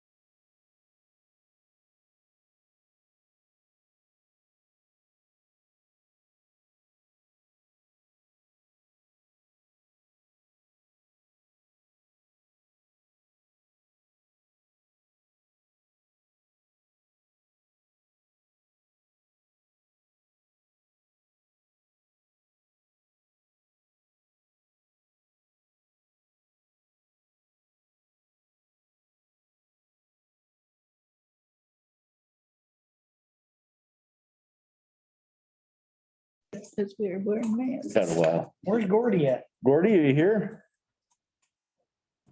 No Gordy? Hello, Oh, there he is. Hi, Gordy. hi. Good morning. Hi. We all set here? Talk to us. This is my first Zoom, so All right. thanks for giving me the time to come here this morning. I'll keep it as short as I can. I'm here to ask the commission to adopt a resolution declaring Clare County a Second Amendment sanctuary. The movement of Second Amendment sanctuaries is gaining popularity throughout the country, with many counties adopting resolutions and ordinances. Some states are even considering it. I see now that 3 states are proposing the law, so their individual states are not bound to enforce or obey federal laws that are done by executive order. I see 1 state that is even attempting to pass a bill allowing their state law enforcement to arrest any federal agent attempting to violate the Second Amendment. And the reason for this is so many people are afraid that their Second Amendment rights will be taken away or violated. I'm quite passionate about it because it's such an important part of our history. It's not about our forefathers coming back from a hunting trip. It's about them defending their rights against a tyrannical government. And it's about our inherent right to own and possess a firearm to protect ourselves and our families. It's about a person being put in a situation where they need to defend themselves without becoming a criminal in the process. And some of the laws being presented today are doing just that. In fact, there was something presented over the weekend that doesn't really look good. And it's just so important that we do this. It's so important when a person enlists in the service, it takes the oath of office. They take that oath to defend the Constitution. And it'd be very easy to give up this right by turning a blind eye or a vote, but you'll never get it back. So I'm just here to do that today, ask you to reaffirm your support that this county will never, under any circumstances, enforce any laws that are contrary to the idea. And again, I thank you for my time, and I'll answer any questions that I can. Research it more. So you're worried that your guns are gonna be taken away? Well, I think. Is that the there was a bottom of it? Yeah, there was a plan proposed over the weekend to do just that, to violate, in my opinion, the Second Amendment. Who made that plan? I don't want to get political, but the president proposed some things. President Biden? Yes. To take away all our semi-automatic firearms, no shotguns larger than a .410. I don't remember all of it. Where did you get that information? No, it's getting crazy. I read an article. What do you want to do on That's this? gotta go Do through. you want to make a motion on this today? No, Is it an I'd like to research. Research it for next meeting. I don't, Okay, yeah, can we say we're gonna put a motion to either vote yes or no next meeting? I did put the resolution on your desk. Right. I prepared it in the event that you decided to do so. If not, we can carry that forward to next meeting if that's what you wish. I don't think it's physically possible to take away our guns. I don't think financially, logistically, I think the Second Amendment is good enough. No other administration has tried to take guns away. I think that's, Well, in order to change a constitutional amendment, it's got to be done through Congress. right, And it can't be done by executive order. right. So, It's not gonna happen. and Well, I know there's as many gun-toting Democrats as there are Republicans out Heck, there. yeah, And we all own the same guns and rifles and yeah, I just don't see something like that happening, yeah. coming through our Well- Congress, whether it's a democratically controlled Congress or a Republican. Definitely not a Republican controlled Congress. Yeah, Why I like this is just stating that we believe in what the Second Amendment is. yeah, I think it's, Obviously, whatever Congress passes as a law is gonna be a law, and this does not oversee that or anything else. Yeah. It's just showing support that us in this area believe in the Second Amendment. I I may, believe But we it's a can talk about it till resolution. next meeting. Yeah, you've got to be careful on what document you approve. Well, I agree. Even though We believe in that, and Yeah. I don't think there's anybody that doesn't believe in the Second Amendment, that's for Right. sure. Gordy, what we're saying is we're going to take this document and make a decision on it next meeting. okay. I just like to reaffirm my stance that I believe all the resolution is a reaffirmation of support of the Second Amendment. I think it's fear I think we need to find out the court legalities on this. Will this stand up if we've signed this and I feel that I abide by this, but now I'm in court in Clare County for something? I mean, I think we need to really research this before we. Yeah, good idea. Who do we have to research for We would have to go to Michelle, our prosecutor. Michelle? Yes. Tracy, can you give a copy of this to Michelle and have her?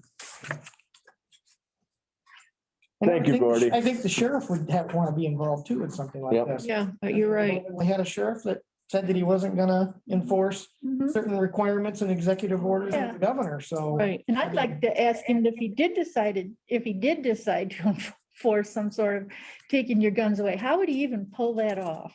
Well, it would have to be your local sheriff that would Yeah. go out and, Yeah, and even if he decided he would do that, which he never would, I'm sure, I just wondered, because as soon as I heard that, I'd take my beat up 22 and go bury it in the backyard.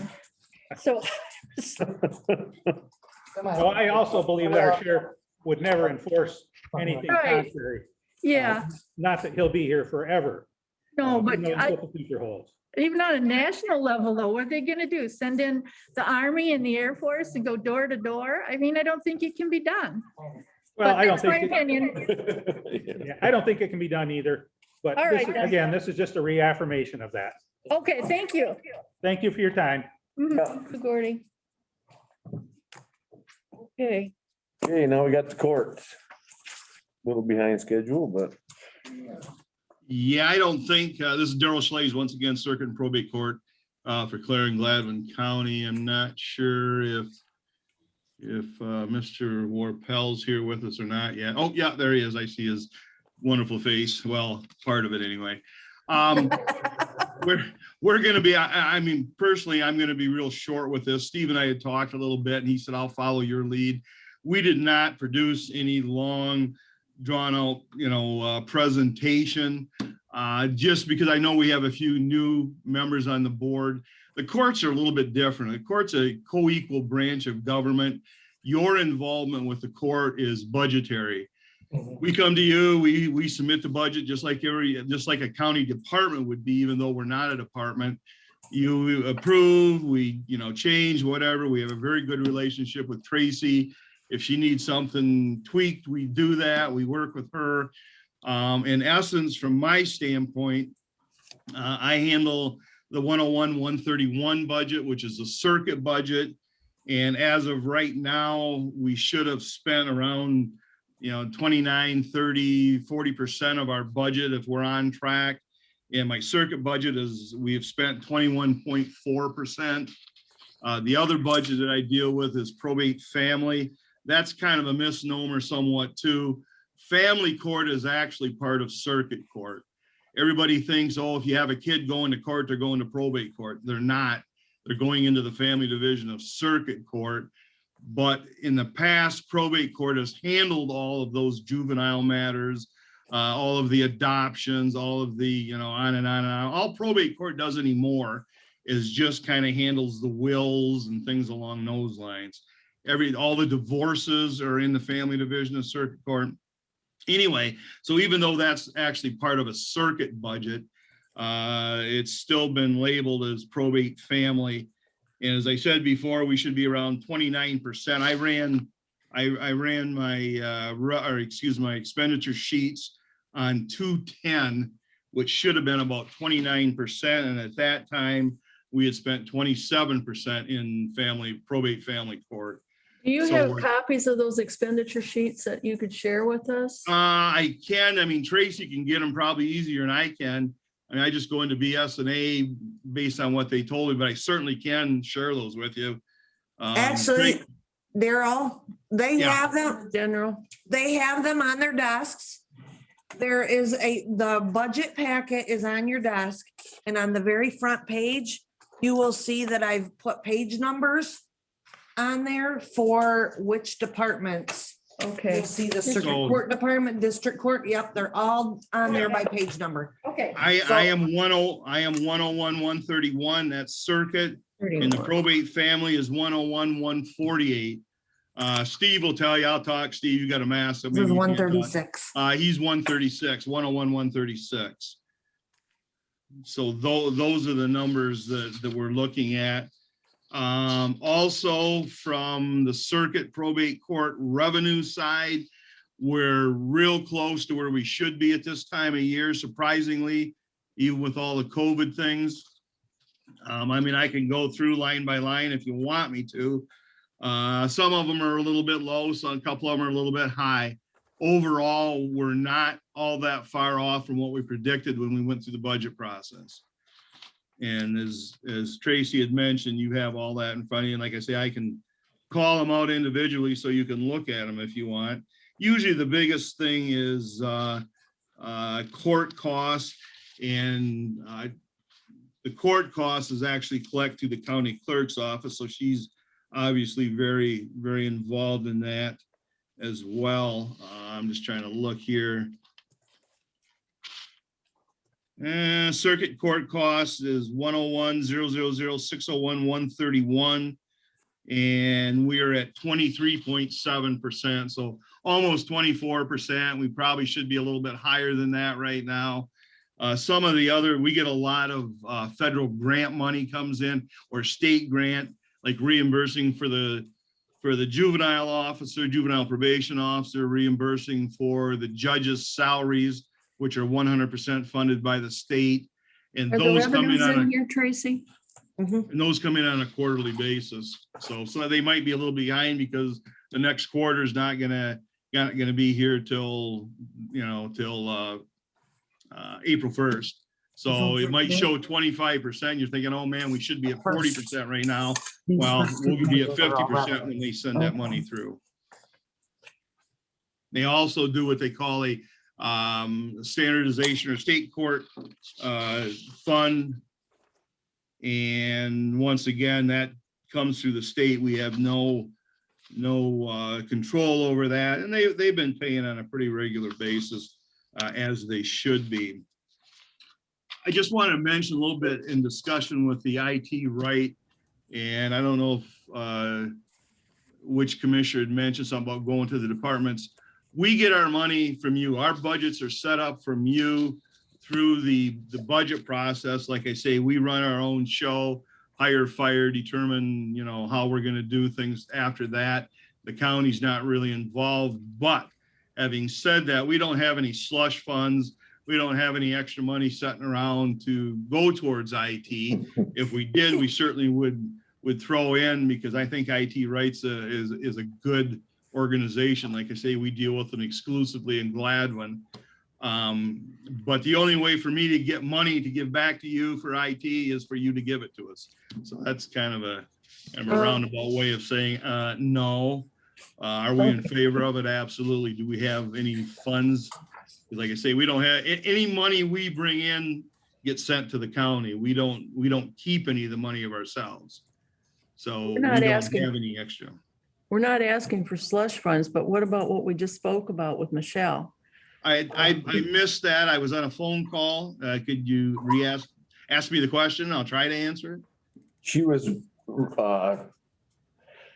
teaching us about the drinking and driving fees that the prosecutor's office charges, and how the courts are in charge of administering them. Are those administered all the time, or? I'm gonna let Steve talk to that. Drunk drivings go through district court. Okay. The only ones that make it to circuit court, well, we may have one or two as far as a juvenile, but they're really few and far between.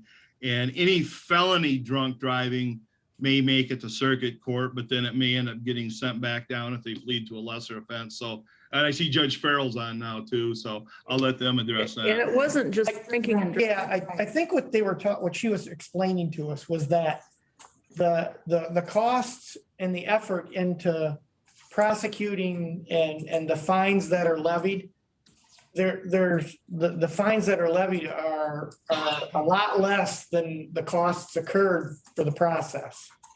So, and we had talked about, well, then why wouldn't you recoup the cost, the true number, instead of just having a lower number? And she said that was up to the courts to decide that and approve that. Yeah. And we ask you, why can't we recoup the true cost dollars instead of like $100 if it costs $250 to administer the warrant and the process and all that? I can probably. All I can say from my standpoint, talking to the circuit judges are also elected officials, and they have their own philosophical views on how money should be brought in. I can tell you that circuit court costs are not $100. They're $500, $1,000, $650 plus attorney fees, which could be another $750. I mean, you're talking thousands of dollars, and it's up to the circuit judges in their particular cases whether or not they want to assess court costs totaling, $2,000 or $2,500. So that's a discussion that has to be had with the circuit judges. Like I say, that's their philosophical view on that. Now I see Judge Farrell's here and Mr. Warpel, and I'll let them talk about district court. Thank you, Mr. Slays. Yeah, I just want to jump in. I have to jump on a couple of other things, but I think I want to make sure that that the board has a clear understanding of the two things that are being discussed. And I think it's very important for the new board members, as Mr. Slays alluded to, is that for the newer board members, the Constitution states that every county in the state must fund a court system. And most boards like to see that county departments and court departments run as a business where you have a balanced budget. Unfortunately, just simply due to the nature of the people we deal with, that's not always possible. Many court systems around the state run in the red every year. That doesn't mean that, you cut things from the court simply because you're running in the red. So there's a constitutional duty to fund the court system, and that you may not always run in that circumstance. As Mr. Slays just stated, we're the same. We're under cost. I'll turn this over to Mr. Warpel in a moment, but we're under our costs where we should be at this point. We're over our projected revenues where we're supposed to be. We're still operating with the same caseload primarily during COVID that we were in previous years. And so that the board members know, it wasn't just a few years ago that even the district court case filings exceeded between the two counties over 14,000 cases. Now that's come down, but we're still dealing, even with 2019 numbers, over 430 felonies, 778 misdemeanors, over 1,600 civil infractions, over 1,500 civil cases, and problem-solving courts. Now, as some of the board members will recall, particularly with district court, because we had some retirees, we're now operating at 25% of our work hours that we were just several months ago. So we're down 25% in staffing because two members took advantage of the early buyout. So there's been a substantial savings to the board. These from the district court figures of not having those figures for the next 2 years. So I believe our cuts well exceed many departments in the county, but with the same caseload and yet reduced staffing, it's important for the board to understand as well that when you prioritize your court operations, collections is at the very bottom. You deal with felony incarcerated inmates and you work your way down. And right now, due to limited staffing, we're still in phase 1 of the Supreme Court guidelines. We're working skeleton crew right now. Half our staff works from home, the other half works here. They're still working full time, but we're still in phase 1 of a 4-phase program. And so collections fall to the absolute bottom of that process. And it's likely to continue until we return to full staffing levels. So I think that is very important for the board to understand. There are also a slew of criminal justice reforms coming in the next couple of months. And those are going to have a substantial impact on revenue as well. Probation oversight fees, the number of people we put on probation. The government's decided that it's going to restrict the type of individuals and the length of time we can oversee these folks. But one of the difficult things that we're struggling with is these reform bills are giving a lot of options for collections. A simple civil infraction ticket issued by the sheriff's department, typically you have 14 days to pay that. That's no longer the case. We now have to establish community service programs and payment plans for even $100 tickets. So when the board expects a certain amount to come in, it's not always going to happen. We brought this to the board's attention a couple of years ago when the recreational marijuana laws came. That resulted in at least a $70,000 and $90,000 decrease in revenue. So the next several months are going to be very key to the court budgets. And we do our best to continue to work with the board. We've utilized Polycom for a lot of years. That saves a lot of money in the county. These special cost programs that are being referenced, I agree. We need to get these funds from the people that are committing crimes. Yeah. We're already at the top end of the fines and cost schedule. If a misdemeanor has a $500 maximum fine, you're not supposed to assess more than 2/3 of that in cost. We're already ordering $750 to $775. So when you add costs of prosecution, costs of law enforcement, I fully support that. Absolutely. But sometimes you're squeezing blood out of a turnip.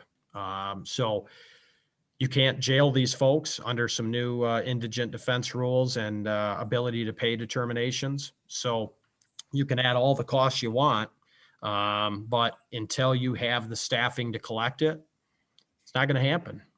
Judge, wouldn't it work as a deterrent to the higher costs? Well, it can, but as you probably just heard, there's no deterrent to landlord-tenant matters. If you're a landlord, the government just extended the moratorium this morning to June 30th. There's no deterrent to tenants that don't pay their rent.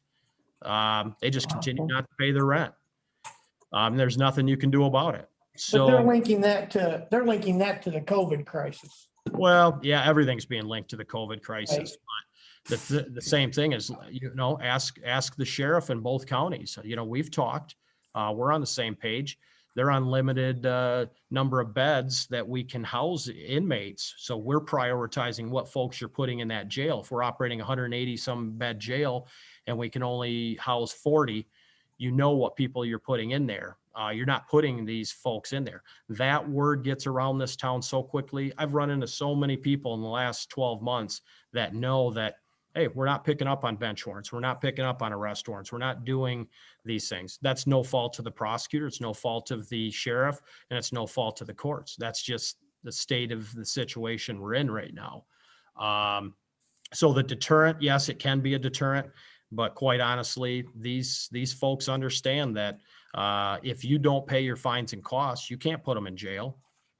If they come to court and they give a proper ability to pay determination, and we find that they're on unemployment, they're receiving assistance, you can't put them in jail. So that deterrent isn't entirely effective as we would like it to be. So we're still putting people in jail. Obviously, the judges are, I am, but we're deciding which folks which go there are the most serious offenders. Michelle has her hand up here too. Michelle? Hi, I just wanted to clarify, when Daryl was talking about the courts assigning 500 in costs, that is the cost that they assign. What I was talking about is the cost of prosecution under a different statute that's separate and apart from other costs that the court may order. So I just wanted to make sure that that was clear. Yeah, and Mrs. Ambrositis is absolutely correct. There are statutes that provide for additional costs. Her and I spoke about this yesterday.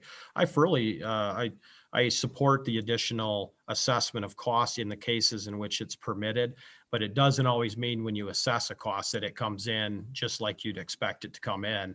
I would say 80 to 90 or higher percentage of all criminal defendants coming through the courts are probably on payment plans because of the inability to pay determination. And, we're in one of the four poorest counties in the state. So that's just the reality of the situation.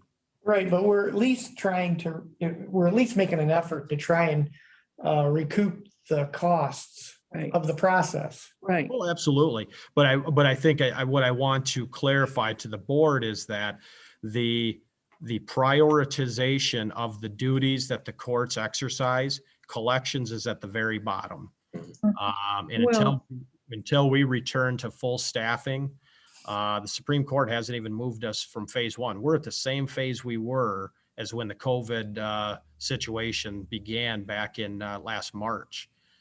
So we are at the exact same place as we were. We're not running jury trials. We haven't run a jury trial in over a year. It's likely we won't run for jury trials for another 3 months. And so, things have stalled, and not everything's bleak. I think our staff is doing the best job that they can, as I'm sure Mr. Schlaze is and the county clerk's office, but things are definitely changing.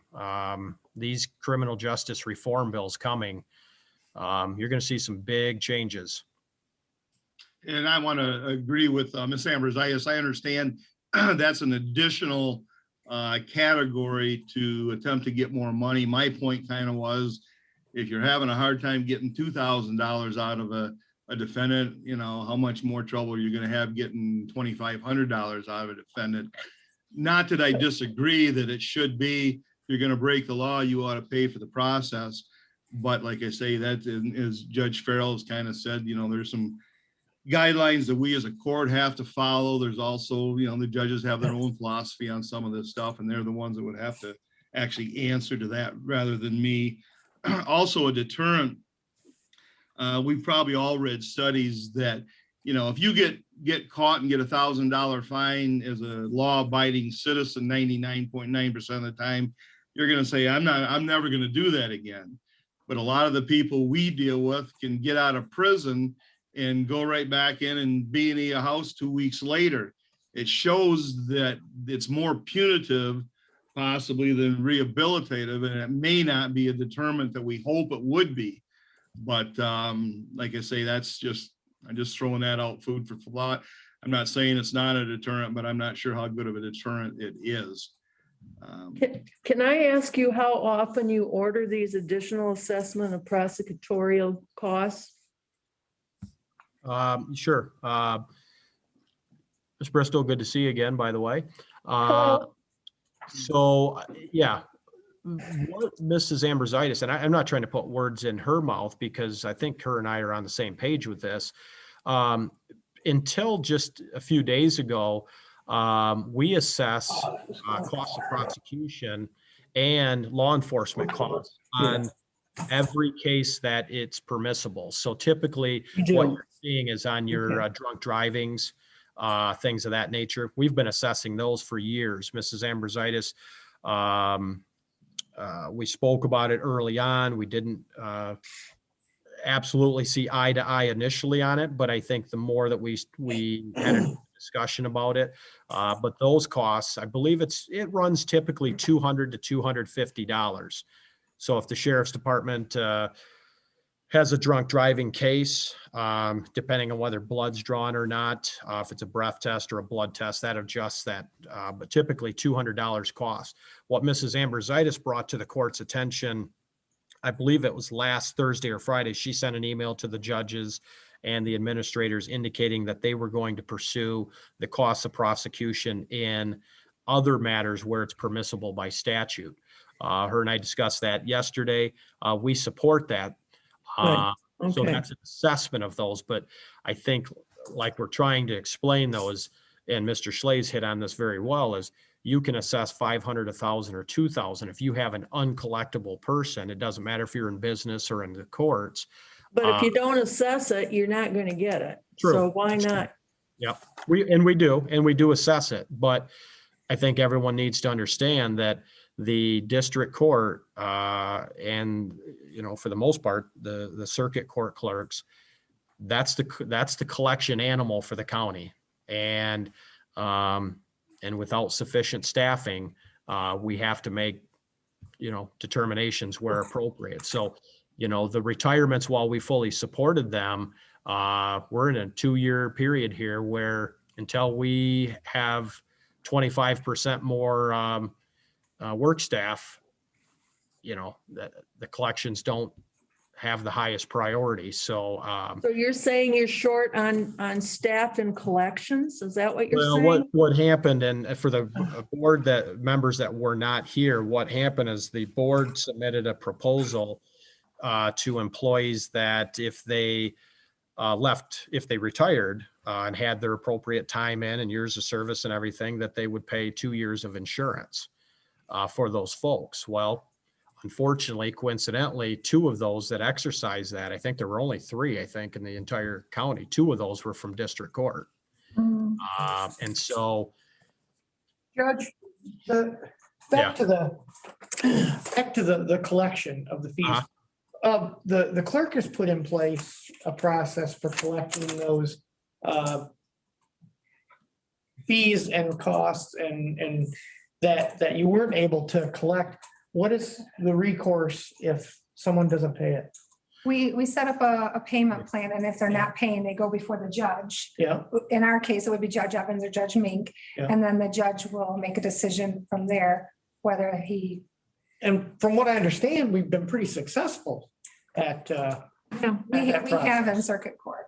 Yeah. and we follow the same process that Ms. Martin does. We once the costs are assessed, if somebody falls behind, we schedule them in for a show cause order. They meet with the magistrate or myself. But that's where it becomes a little difficult, because the ACLU and other organizations that have come in and stated that, you know, you can't simply throw people in jail for and with COVID, you certainly are not going to, because the people that aren't paying aren't your priority folks that you want sitting next door.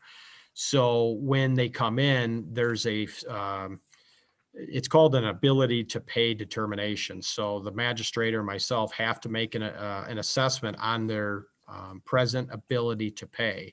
And if we find that they do not have the present ability to pay by way of being on state assistance, being on unemployment, they may be deemed uncollectible.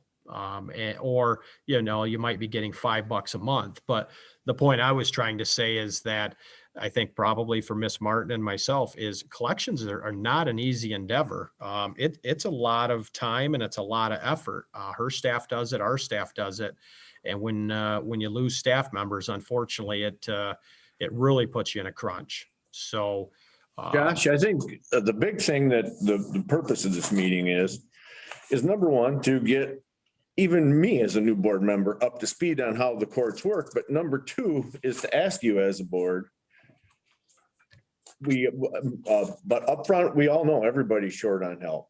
So Right. we're asking you as a board, do you know of any ways for us to bring in any more revenue? Whether that would be, you don't have enough help to work on grants or something, but is there a grant out there you've heard in the pipeline? Have you tried for any COVID expense money? You know, that's what we're looking for right here, is a way to help bring in more revenue. yeah, You have any ideas? The magistrate, Mr. Warpel, did a wonderful job. He went out and did apply for the COVID grant, and that did bring in funds. Those were for COVID-related expenses. So for instance, because the Supreme Court put us to phase 1, it clearly states that if employees can work remotely, you shall permit them to work remotely. So everybody in our office in the grant was provided with a laptop that's directly connected to the state information system. So our Well, staff. I think everybody did a great job doing that. Not in any way is this a questioning anybody. Yeah. Is there anything else out there right now that's going to help us? You just said coming down the pipe, Yeah, there's gonna be some changes. Number one, are those changes gonna be detrimental to our revenue? detrimental. Okay, so that's good to know. Is there any Yeah. help out there for that?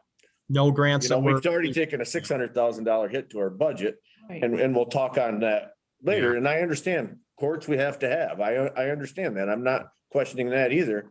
But I guess we're asking for help. Will you look for stuff and keep us informed? That's great that we heard about that coming, because now what are we gonna need? Any idea as far as what it's gonna cost? Yeah, well, I can tell you in Gladwin, before COVID had hit, the board over there had approved a short, what they called a part-time, non-regular position solely for collections. Unfortunately, once then, and that was approved last probably March or April, it's supposed to go into effect around May. Unfortunately, we were unable to fill it because we lost all of our staffing. We shut right down. So, that's going to Isn't be, there grant money available for these positions? I think there is. if there is, I'd be more than happy to find out where it's at, but we have not been notified.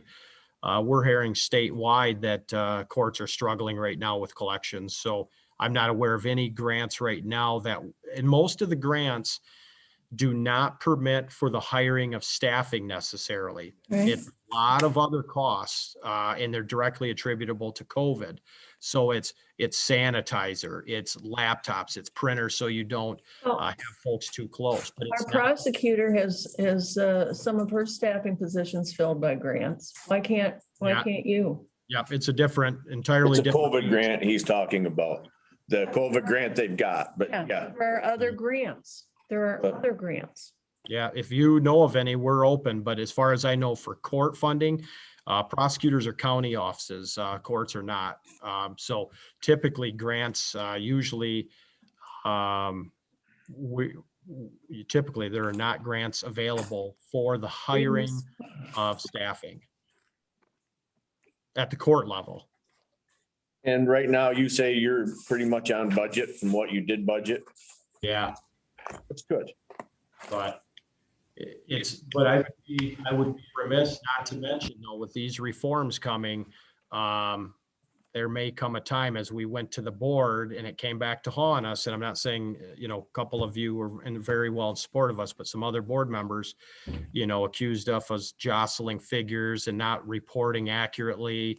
Why didn't we notify the board of a $90,000 deficit? And we did. We came to the board and said, when this recreational marijuana hits, you better expect $70,000 to $90,000 drop in revenue.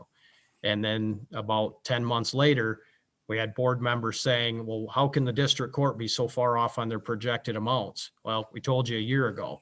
We're telling you now, the criminal justice reform bill is going to have an impact and it's going to be detrimental. So how much is that? Yeah. Give us a. Yeah, so it's too early to say. The bills haven't been passed, but it's expected they will. And so. Well, give us a rough guesstimate. What do No you idea. think? They're not even law yet. So once they're passed, we'll be able to bring that information to you. But take a line item like oversight fees. Every person we put on probation, we charge $10 to $20 a month for the cost of assisting our probation officers for that. Under the new reform bill, it will be mandatory on misdemeanors that the courts have to find an appropriate reason to put somebody on probation. The bottom line rule will be you are not to put people on probation. The folks that you put on probation, that oversight fee at $10 to $20 per month, they are eligible for early release at 50% of their time. So you could potentially lose 50% of all of your oversight fees. So these are the things that as these bills pass, we will certainly present that to the board. But yeah, it's just, I think it's important. It's not like a gloom report. It's just something to be aware of as we work through it with the courts. And, we've done our best over the years, but it's also come back to sting us a couple times in the last 6 months of, so. So Judge, can you tell me what those bills are? There's, oh my gosh, it's a page long worth of bills. We could certainly get those to you. Yes, if you could do that, and what, do you think it would do any good for the board to send letters or messages onto our legislators to The word I'm hearing, Ms. Byard, is it's a foregone conclusion. I think Mrs. Ambrositis and I, we've stayed in touch on this. I think it's a foregone conclusion. These bills are likely to pass. But the thing, in a perfect world, I'd be coming to the board and saying, revisit your situation and let's rehire a staff clerk that we can solely attribute to collections in a perfect world. But I don't see that happening. But if you weigh the cost of an added clerk versus the amount of money they potentially can bring in, it's, the Gladwin board had approved it tentatively, but when COVID struck, we didn't feel it was in the best interest of the community to spend that money. Well, we already have that process in place in the clerk's office. Yep, with 2 less staff members in district court, though. That's why the district court, often seen as the cash cow, collects all of these monies that you're asking to assess. So when you have less staff and you have less people hours to do the same amount of. Michelle. So Michelle? if you could get that information to me, that would be great. And I will also reach out to our lobbyists at MAC. Yep. I just wanted to let you guys know, most of those bills have passed. A lot of them are implemented and begin in April. We are putting together a legal update for law enforcement via Zoom. If you are interested in hearing our legal update on those laws and you'd like to join, I can send you a link to the Zoom training. Just email me and let me know if you want to be included. Okay. And just so you know, in the circuit court, probation officers are MDOC, Michigan Department of Corrections. And that's a separate state agency run out of Lansing. Judge Farrell has his own probation officers. The juvenile court has its own probation officers, which are partially grant funded. But like I say, circuit court, that's through Department of Corrections, and how that will or won't affect them. But that revenue, I don't believe, comes back into the county anyways. That's going to go to the state.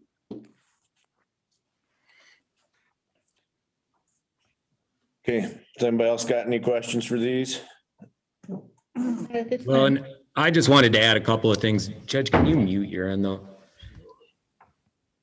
I would have probably chimed in on a couple of things earlier, but Judge Farrell and I are sitting too close to each other. So if we both have our microphones on at the same time, it's giving me pretty bad feedback here. So I know I haven't had the pleasure to meet a couple of you yet, but I'm Stephen Warpel. I'm the attorney magistrate court administrator for the 80th District Court. I've got some referee responsibilities in 55th Circuit Court now as well.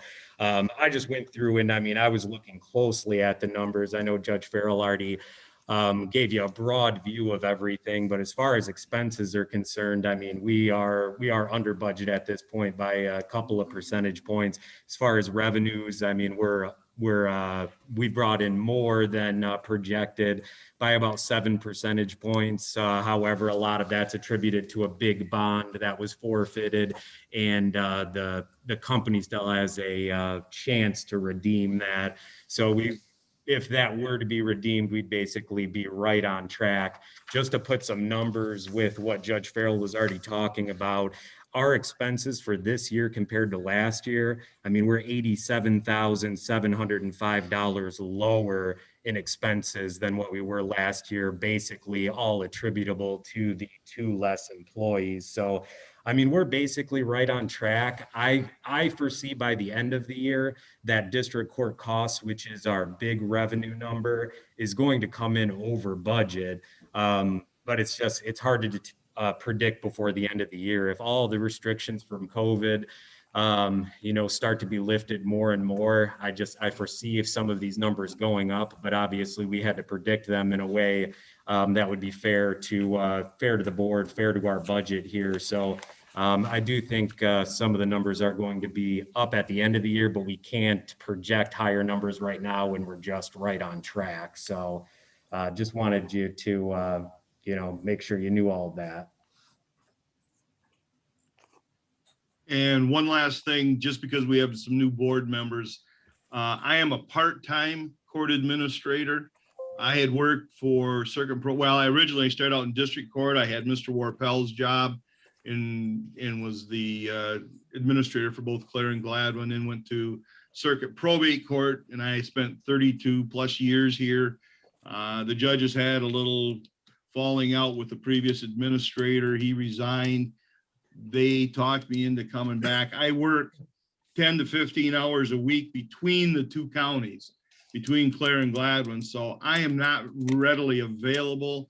If you need to get a hold of me, and I'm always willing to sit down and answer any questions or discuss anything with any board member, but you're gonna have to get a hold of me through my Clare County, which is Schlaze D email address, because calling and leaving a message, Daryl, give me a call. I may not get back actually physically into this office to pick up that until, a week and a half, depending on my schedule. So you can coordinate everything through Tracy. She's always seems to be able to track me down, but I just want to let the board know that, like I say, I'm here very, very limited number of hours between two counties. So having said that, I've got nothing more to say unless there's any other questions for me. Thank you for your time, guys. Thank you. Yep. Bye-bye. Appreciate it.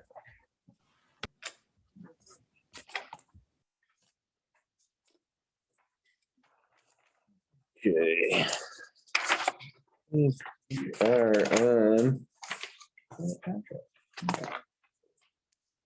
Add something to that motion. C. Can you take Sure. number one? A contract agreement with the EMCOG. Motion to approve the contract with East Michigan Council of Governments to update the hazard mitigation plan for Clark County with $13,371.29 to be covered via an in-kind match through a committee and allow a chair to sign.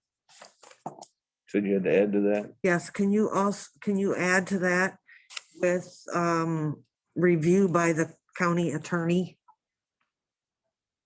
Yeah, with the review by the county attorney. Yeah. Thank you. Welcome. I'll second it. Okay, we got a motion and a second. Any discussion? I'm gonna say, what is it? Okay, What I'm gonna so, ask. I believe it's 4 years, we need to have our hazard mitigation plan updated. And the East Michigan Council of Governments, which is a board that I am on, and they do a lot of economic development type stuff, doing all their meetings via Zoom right now, but they helped us with the hazard mitigation plan in the past and offered to do so again. And doesn't cost us anything. The $13,000 is done through an in-kind match through Zoom meetings with the committee and through Jerry Becker. Where does the money come from?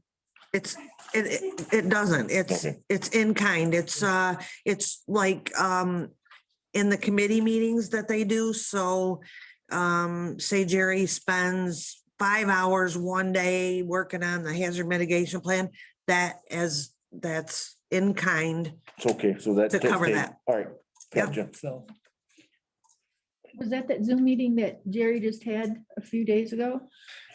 I don't know. He's on many of them. Okay, because I was on Zoom with one that is to plan ahead for any disaster that might occur in the county that FEMA would help with.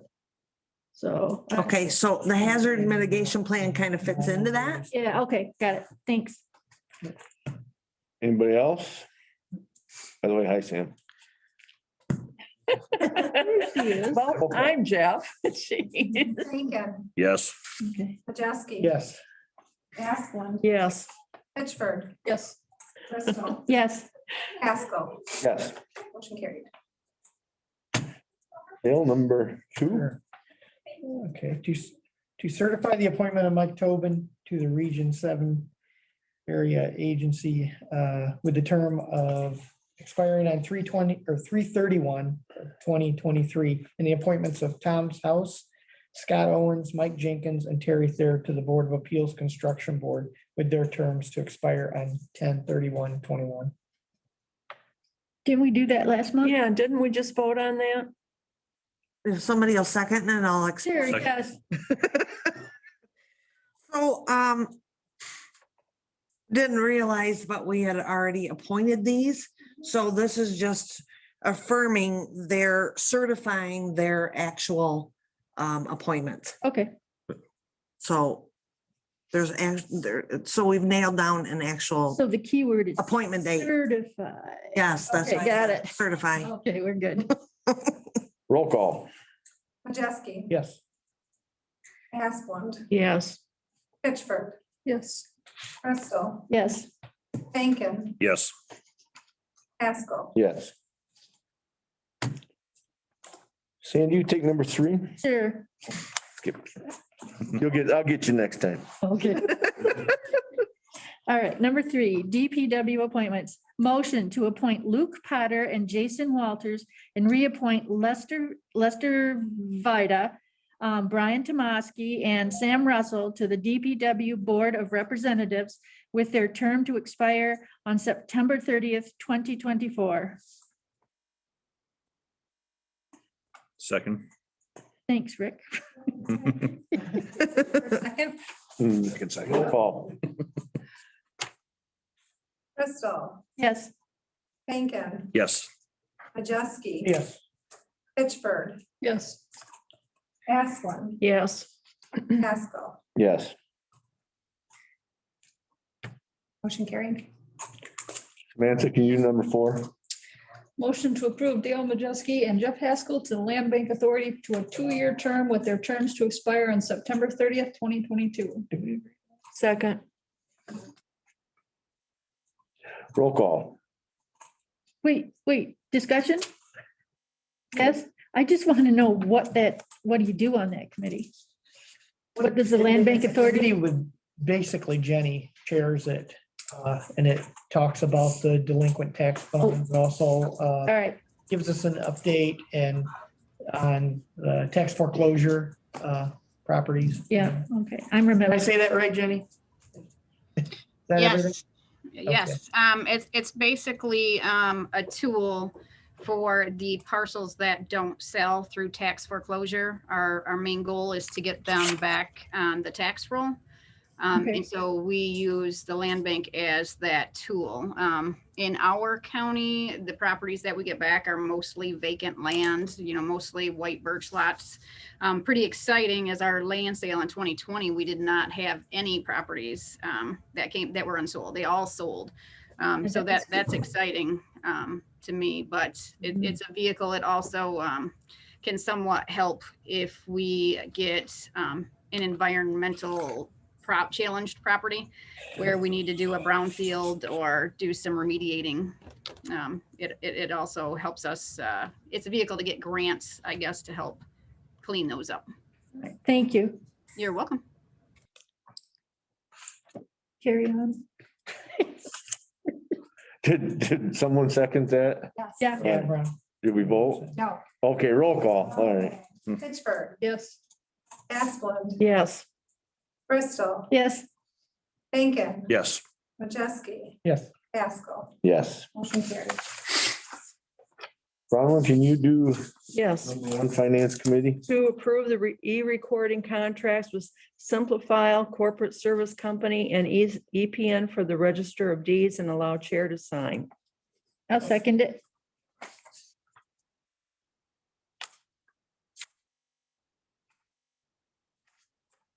Discussion? Roll call? Asplund, Yes. Bristol, Yes.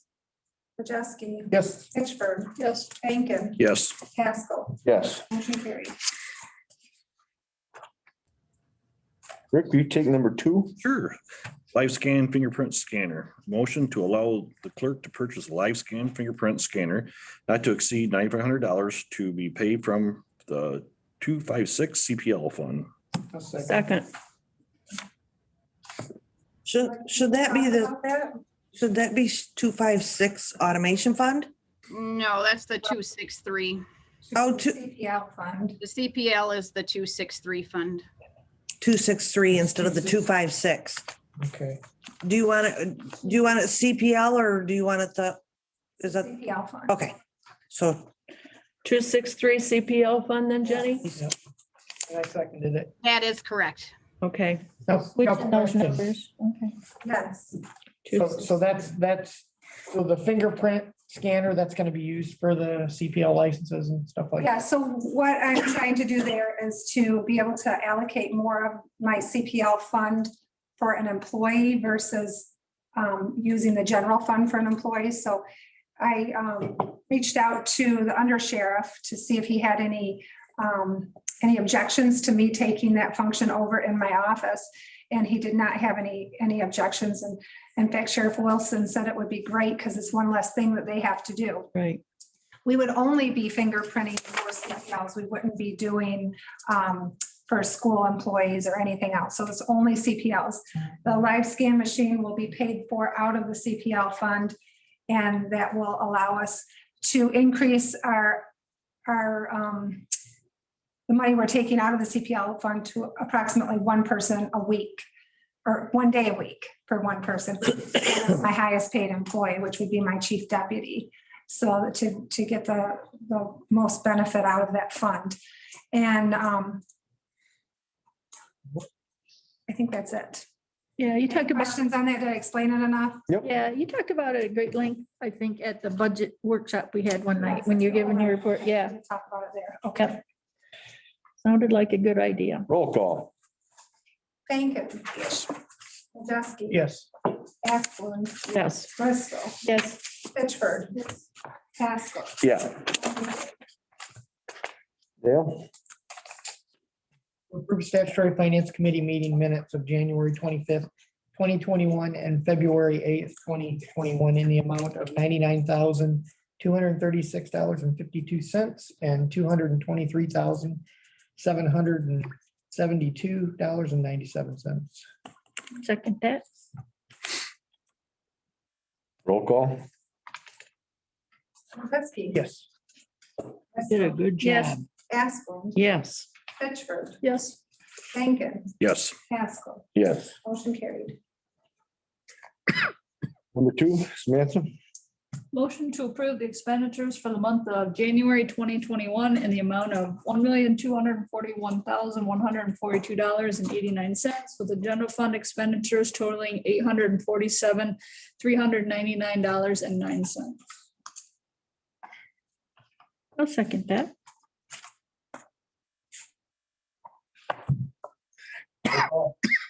Fitchburg. Bristol. Yes. Majeski. Yes. Asplund. Yes. Rankin. Yes. Haskell. Yes. Motion carried. Sandy, you take number 3? I knew you were going to do that. I am ready. I taught 4th grade. I can read those numbers, maybe. I was gonna skip Samantha again. We're good. Oh, No, we're good. Okay. Motion to approve budget adjustments. Hashtag 21-20, 21-23, 21-24, 21-25, 21-27, 21-28, 21-31.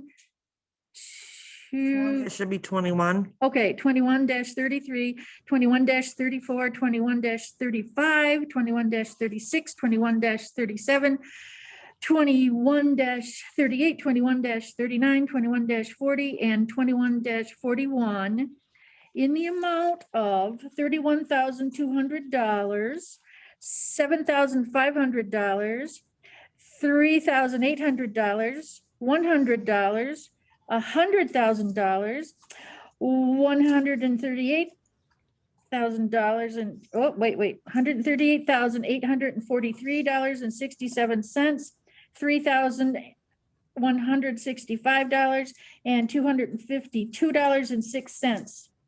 Okay, a big one.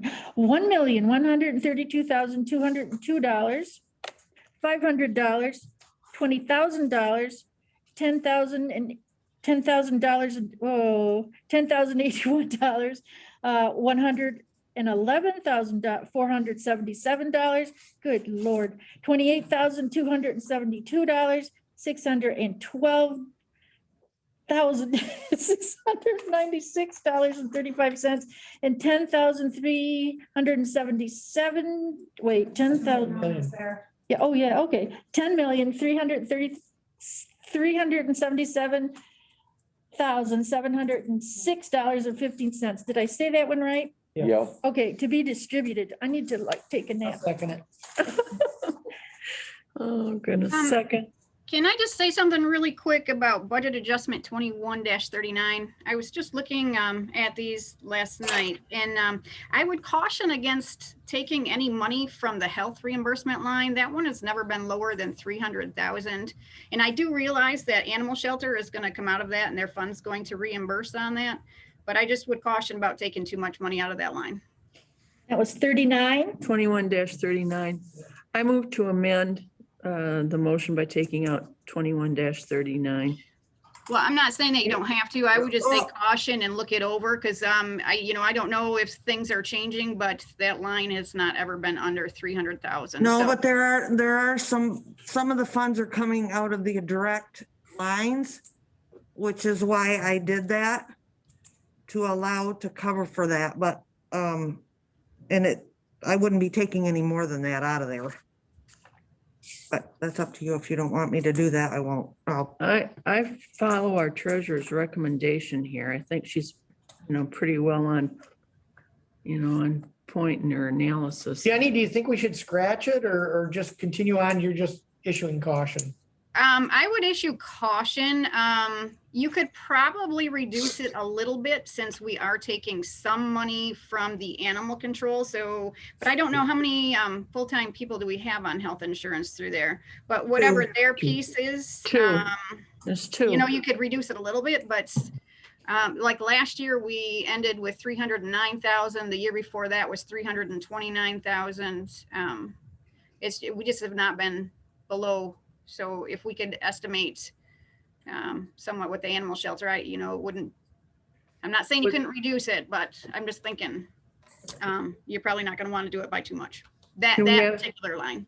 Can we have the numbers on how much we're reducing it? It's the 20, is it? 28,272. Yeah. It's in your packet. 28,000? What do you think, Jenny? I'm just going to caution you at that. If you want, I don't know how soon Tracy wants to get it in, if you want to leave it as is, and then her and I can go relook at see if there's any other line to take money Or from. you can look at, reduce it or take that one out if you want. I'll look at it. Oh my God, do I have to read those all over again? No, I just amended it. So, okay. No, Sandy has to amend it because Sandy's the one that made the motion. Okay, can I say it like this? I make a motion to approve the budget adjustments. You just want to amend it by taking that one out. Okay, I just want to amend the motion to approve the budget adjustments by taking out, that was 21-39, the $28,272. I'll second. Roll call. Bristol, Yes. Majeski. Yes. Asplund. Yes. Pitchford. Yes. Rankin. Yes. Haskell. Yes. Can you do number 4? Sure. Motion to amend the claims policy to approve the change to the budget number for the CESF grant from 278 to 287 and add the 290 social welfare fund to the pre-authorized claims list. A second.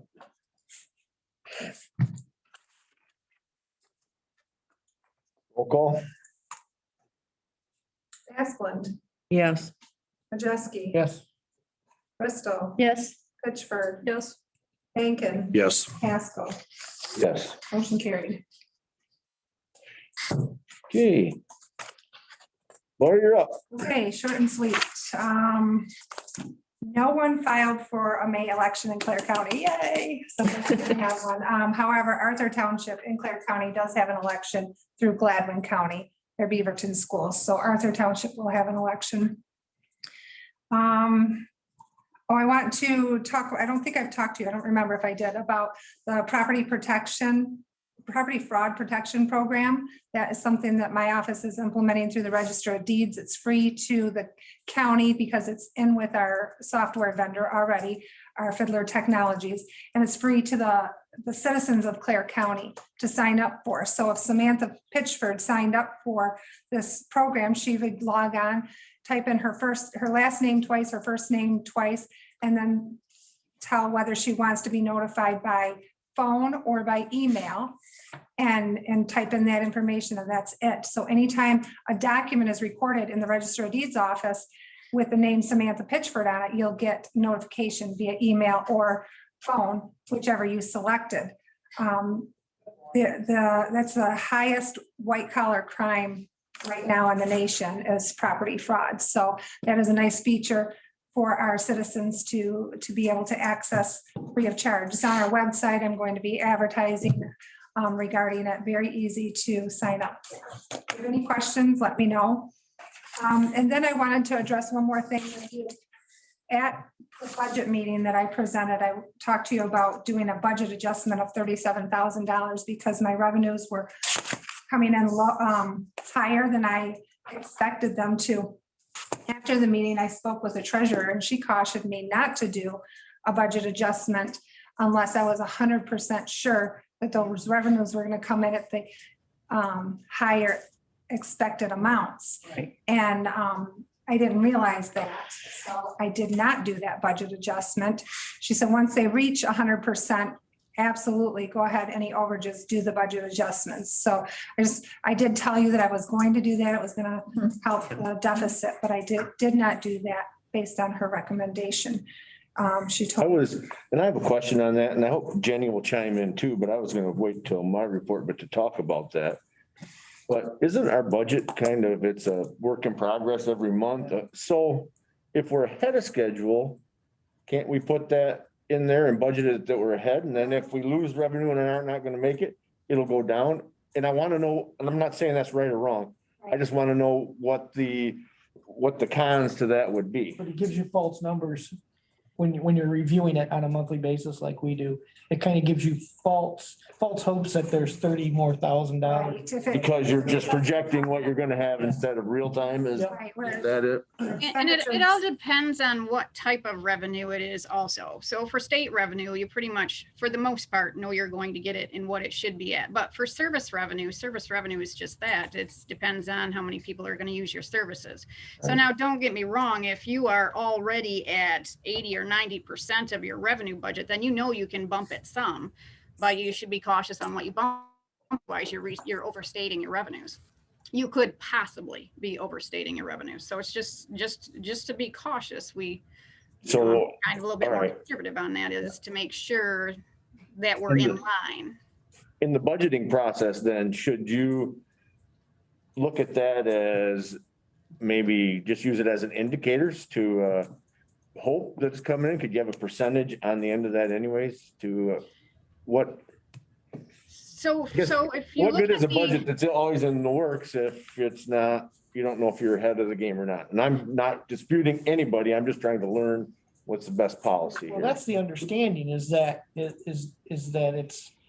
we're a working budget. It's a floating budget, which it can change drastically from month to month. Yeah. Because it's. I look at it as projection. two ways, Yes. is, Lori adding that to our budget really helped, but then taking it back out, I understand all that. Right. But if it's week 3 and I'm already at 40% of my budget, then I'm not doing the best to report how accurate it is then anyway, so. I mean, it's tough to project stuff like that. It's easier when you're looking at expenses, the salary line items, you can do by the percent. If you're at 80% of your budget in month 6, you've got a problem. You've definitely got a problem. But those are, the fixed ones that you're going to know. It's the ones that you don't know. You just have to be cautious about. And one thing you do look at is the historical numbers. But we also, for these couple of years, I guess you're going to say, a couple of budgets affected by COVID, you also have to take into account too. So I haven't actually had time to look at each individual revenue line item, and I can do that and look over some of Lori's to kind of I guess give her an what estimate on bothered me that. about that is the fact that if we're trying to look forward and do the right thing on the budget, and if we're already ahead of the game with that, we're looking past that and it'll just be, you know, But I if the don't. projected doesn't come through, No. Yeah, it could go right down. then you're. Yeah. I can readjust it maybe beginning of the fourth quarter because I'll have a better idea and I'll be closer to. I understand what you're saying too, that maybe everybody that's gonna get their concealed carry permits have already done it. You won't have anybody for the rest of the year, and then that's not gonna be true either, but. So if we're in our 5th month right now and she's at the 60% of her budget, you know, the months give and take. So, I agree. you gotta think of it that way. I mean, I just been doing it for 13 years, so I kind of can see the. That's why I'm asking. Yeah, That's definitely why I'm asking. Like that further into the budget than it is early on in the budget. For revenues. And then she also, and tell me if I'm wrong, Jenny, she also told me but the expenditures are the opposite. You want to adjust those when you know there's a deficit.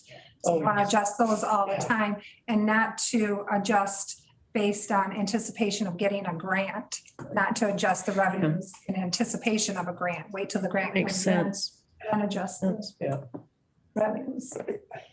Sorry about that interruption, but I Sorry, just, that was the end of my report, but I learned quite a bit from I Jeff. won't have a long report either then. You're up. Oh, no. Jenny's up. Jenny is. Good morning. I left on your desk my monthly cash and fund balance report as of yesterday's date. That is the actual cash balances of each fund and the actual current fund balance of each fund. Tomorrow is our judicial foreclosure hearing in front of the circuit court judge. That is for anyone in danger of losing their properties due to back taxes that the judge can relieve some from them. I'm still working with those. Last month I had the show cause where they could come in front of me and then I could extend based on circumstances. I'm still working with people outside of the show cause. You know, we're getting calls every day. I have a rock star staff that is actually, they call people that are in danger of losing their homes to try to get them on track, try to make sure we don't want anybody to lose their home if they can help it. A couple things just for clarification for the new fund Michelle was talking about in today's meeting. If you guys could, Tracy, if you guys could include me in that. I guess my question would be, I need some kind of MCL guidance for that. And I guess I'm kind of confused because I would assume the expenses would follow the revenue. And if I'm not misunderstanding, it sounds like the revenue is less than the expenditures. So I'm not sure the benefit of taking it out, but because if we took the expenses out, the revenue wouldn't be enough to cover those expenses. I'm assuming the expenses would have to follow, but I'm not sure. So I would just need something to look at that. And obviously it's always concerning when we're taking revenue out of the general fund because we already have dwindling revenues. Like I said, at the last meeting, the CPL fund, all of that money was taken out of the general fund and it sits in a fund, just money out there not being used where it used to be in the general fund. And the same thing with phone commissions and rentals. So we just want to, you know, obviously be cautious about taking revenues out of the general fund. It makes it harder to change salaries and stuff when we keep taking stuff out. And then one also thing, I was reading over the claims policy, which is something fairly new for us. I just want to make sure it says that the treasurer reviews, and I just want to make sure that, you know, by review, I only look at the cash side. Mine is what I get a summary sheet of the what is going out, and I have to make sure that there's cash to cover that. So that's my job in there. And I'm not sure if it needs to be spelled out that way or if just so you understand when it says review, I'm not reviewing the expenses. I'm reviewing that we have cash in the accounts to pay those. That's it, unless you guys have any questions. Thank you, Jenny. You're welcome. Okay. F is up. My report. I would just like to thank everybody for getting along this whole process when we've been talking amongst departments. It seems to me it was a lot better than the last time. And I appreciate that. I think you get more work done with that and when you're not. The only other thing I have is the airport. Good. I got an email from Hayes Township and they would like to request a meeting with Harrison City Council, the Clare County Board of Commissioners and the Airport Board about the airport. Yeah. And their questions are, maybe we can answer some of them now and not have that. Their Well, they questions, actually reached out to me and I thought I answered their questions for them, but go ahead. did you give them a list of improvements that are needed to make the airport operational? You said you had those. Right? I no, I Yeah. haven't, because they haven't asked me for that stuff. Information is also sought on the frequency of use of the airport over the last 10 years. Okay, I can get that. And they would like to know what happens to the building and the on leased land, the hangars, if the airport is closed down. And I did tell them that, and I don't know, Okay. so- because the property was given to us by the state of Michigan. So my question to the state of Michigan is if the airport ceases to exist, then what happens to that property? I thought we were. Do they take it back? Yeah, But they haven't responded to me. I thought we had an answer to that was when, and this was years ago when we were discussing it before Hayes Township got involved with it, was that if we technically close the airport down, that and the property reverts back to the original owner. Okay, so The state. we haven't gotten an answer from them, from the state telling us that for sure. We know that it was owned by the state of Michigan. They gave it to us. If it ceased to exist, then the state was supposed to take it back. So I asked them that question, and this was months ago. Yeah. And they still haven't responded to let me know that if that's the case or not. So now question, given that, how is the restaurant affected with that? That's all one piece of property. Right. We own the restaurant, we own one of the hangars. But we don't own the property, or I mean, we own the property right now because it's an airport. But if that changes, I don't know how that It's not process, used for an airport. right, because the state hasn't got back with me yet. I will reach out to them again and ask them what that thought process is, but with regards to the list, I can get that information to them. I can answer a couple of them those questions, and I mean, I don't, State Or Fed property, state, that's state property. state. Yep. I know So Harrison- I contacted the Aeronautics Commission to find that out. And we pulled our money out last year. Yep. And this year. Yep. So did Hayes Township and the city, correct? City did not pull theirs out last year. They left theirs in there. Okay. I thought one of them wanted a reimbursement or something. Yes, Hayes did. Hayes wanted a reimbursement. Yes, and we gave that to them. Yep. But I was waiting to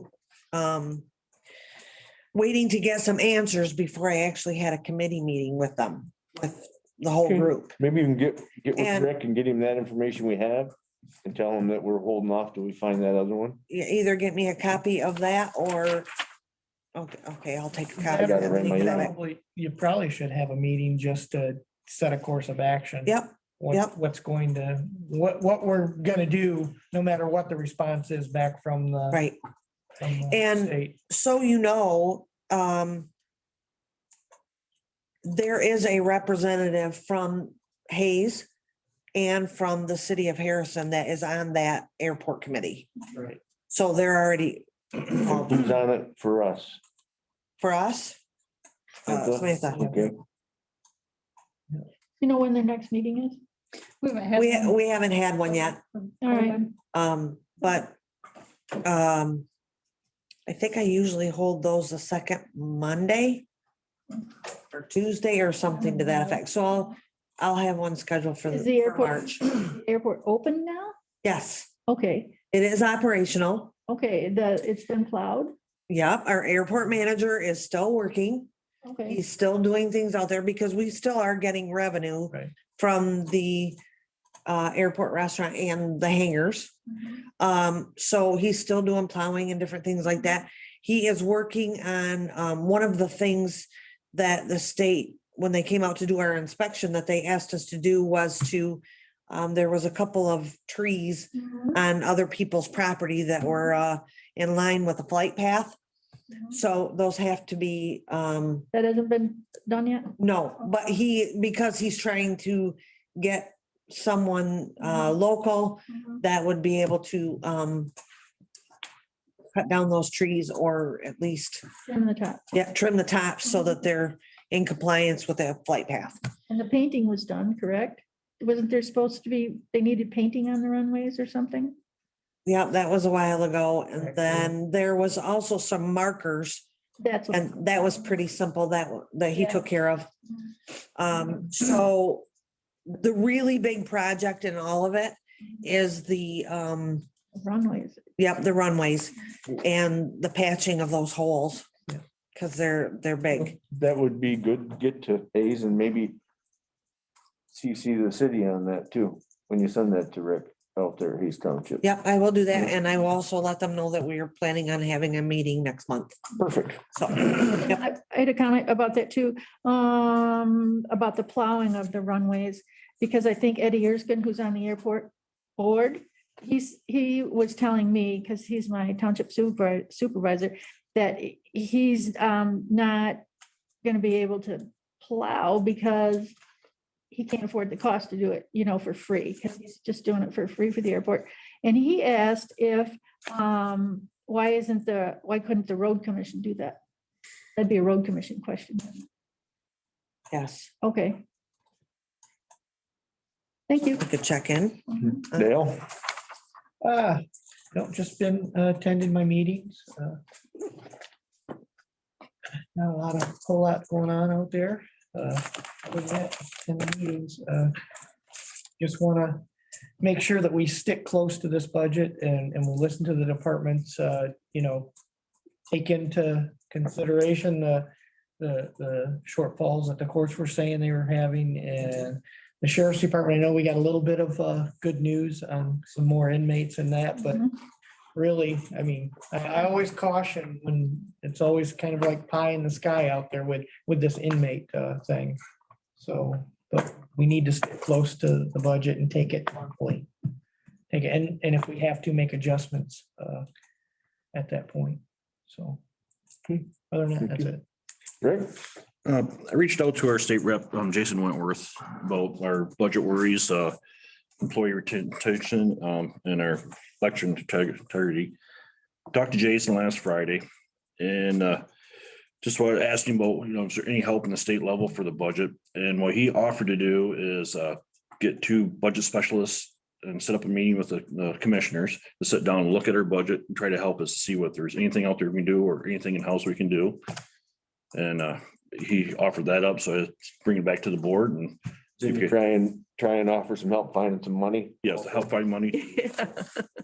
And he's also, just so you're aware, because she reached out to me, included Dina Bosworth from the Michigan Association of Counties in on that to work with their staff. Okay, So, all right. I think it's a good thing. By far. Yeah. That excites me, actually. Yes. So Jason's gonna get back with me when he gets it all set up and I'll bring it back to the commissioners.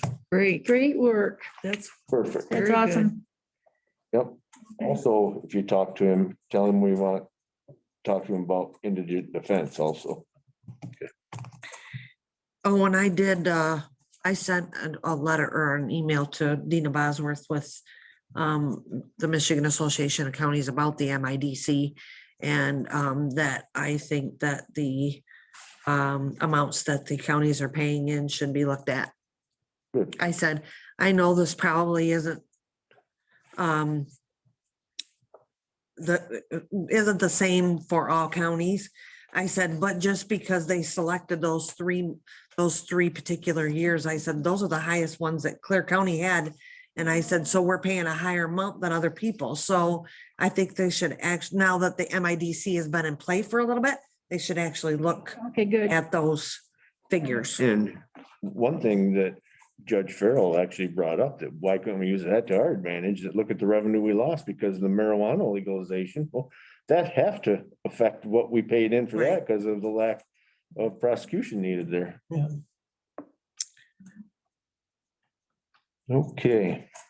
Thanks, Rick. Samantha, Got nothing. got nothing? Nope. All right. Sandy? I've been attending my meetings. Hamilton Township, they're taking care of business. They're struggling with waste pickup. Okay, I think, are you taking over for them? They're sending an RFP to me, yes. Yeah, okay, all right, because they were not happy with the other guy. And there was a big, long discussion with a person that lives downstate, and he chastised me for calling him a downstate person. Okay. I didn't call him a flatlander, so there's that. But at any rate, he was up here and complaining to the Hamilton Township Board because on his taxes for his property that he owns, that he just comes up and hunts on, and there's just a little hunting shack. He has to pay for the trash pickup, and he feels because he doesn't make any trash, shouldn't have to pay for the trash. So they went around and around with that for a while, and I think that Dave Wright, the supervisor, he did a good job talking the guy through that. Franklin Township is still struggling with their Zoom meetings. This one got cut off after about a half an hour. So I don't know what we're gonna do, meet at a bar or something. And Arthur Township was thrilled that there wasn't another election, but then they're dealing with one over to Gladwin. Yeah, okay, all right. And that new board there is still straightening up things from the last board that was in, but they seem like a really good group.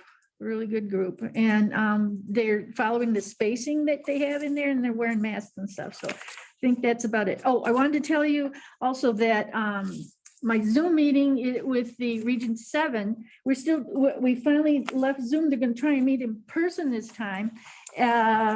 Mental health down in Isabella County, that's still doing Zoom, but everybody's getting tired of that. And I wanted to talk about that Zoom meeting that I volunteered, was assigned to do today for that, the SUD in Lansing.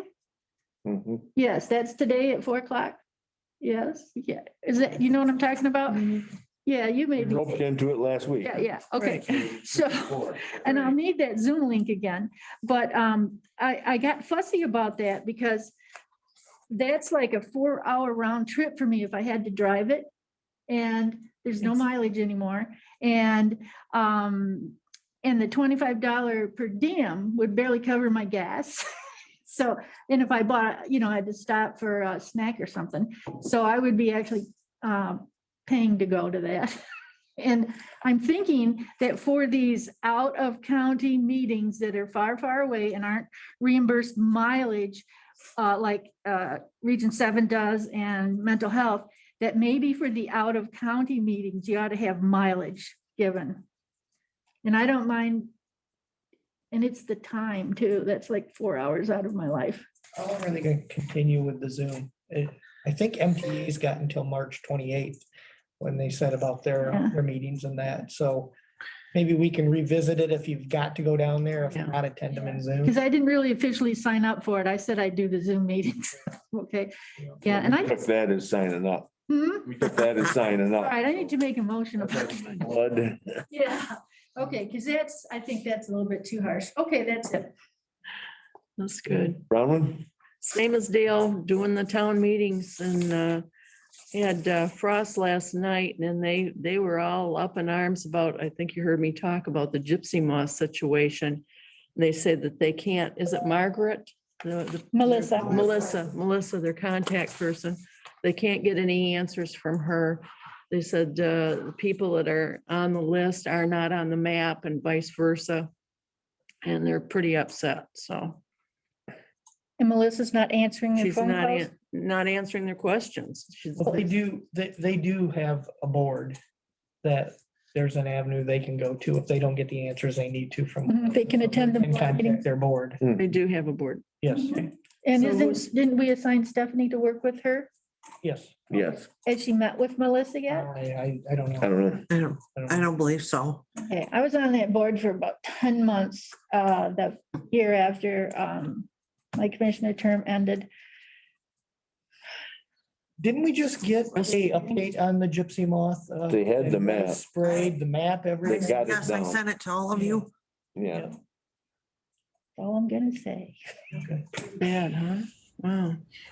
I do know she's busy sending out a whole bunch of mail to a bunch of people. Because she mentioned that I was getting some myself. So I know they're swamped down there. So was it recent phone calls? That she's not returning? No, they're talking to her, but they say it's just like, she doesn't make any sense. She says, look at the map. Well, that's what they're asking her, the map says one thing, the list says another. And she can't give them answers. Okay. Well, we should bring her in next meeting and have her explain the map to us. So we can answer those questions when we're at those meetings. If they've got it set, and that'd be a nice refresher because people are gonna watch that because number one, they paid down their taxes for it. And two, it was a problem last year that All upset they're because passionate about it. So I think a refresher on what's gonna be sprayed and what's not would be good for us to know. okay. She can also go out to the townships too. She can attend the township meetings. Yep. And that reminds me, Arthur Township asked about gypsy moths because they said they had some pretty bad spots last year. And I emailed Melissa and she said that they had checked in Arthur Township. There were just a few hot spots and most of it is agricultural land and they don't spray the agricultural land. So there's that there. Don't do that or state land or. Right. Or anyone that doesn't want it. Yeah, and that's to do with that. If there's a, Be careful of the waters too. Yes. yeah, the water. And they have to have a certain amount of acres in a block to spray it. And if like it's a subdivision or something and one person in the subdivision says they don't want to be sprayed and there's that 600-foot buffer around. Yep. So it's very, very complicated. Well, that's probably a good idea, Jeff, what you said. Yeah. All right. Budget. Did we cover the budget today throughout the meeting? I feel we did. Oh, yes. I think we're working on that. Frustrating. So I think we go to public comment. Crickets. Cool. Was anybody on the board? Did they read that letter to the editor in the Cleaver last week? Yes. Oh, I didn't see that. What was it? I couldn't attend it because I was out shoveling snow in elderly people's Yeah. driveways. I was fairly upset about the tone of it. She said only 4 people and Lori Martin showed up to Senator Altman's meeting. Yeah. And I had it on my calendar before. The woman who wrote the letter called me to remind me about it. And I was fully intending to come to his meeting because I enjoy talking to him. Okay. And then there was the snowstorm. And That was it. yeah, and so I didn't feel like I was gonna do that. I called the Cleaver to tell them I was gonna come over and pick up some things I had printed by them right after the senators meeting and they told me, oh, don't come into town today. The roads are bad and we're probably gonna close early. I couldn't even get out of my So driveway. I didn't go and I felt that woman needed to have an explanation about how the Board of Commissioners, the township boards and everything is set up. She seems to feel like we're all slackers and she's ashamed to be a citizen of Clare County. And I wanted to let her know that I'm the only retired person on the board. All of you work your butts off at other things.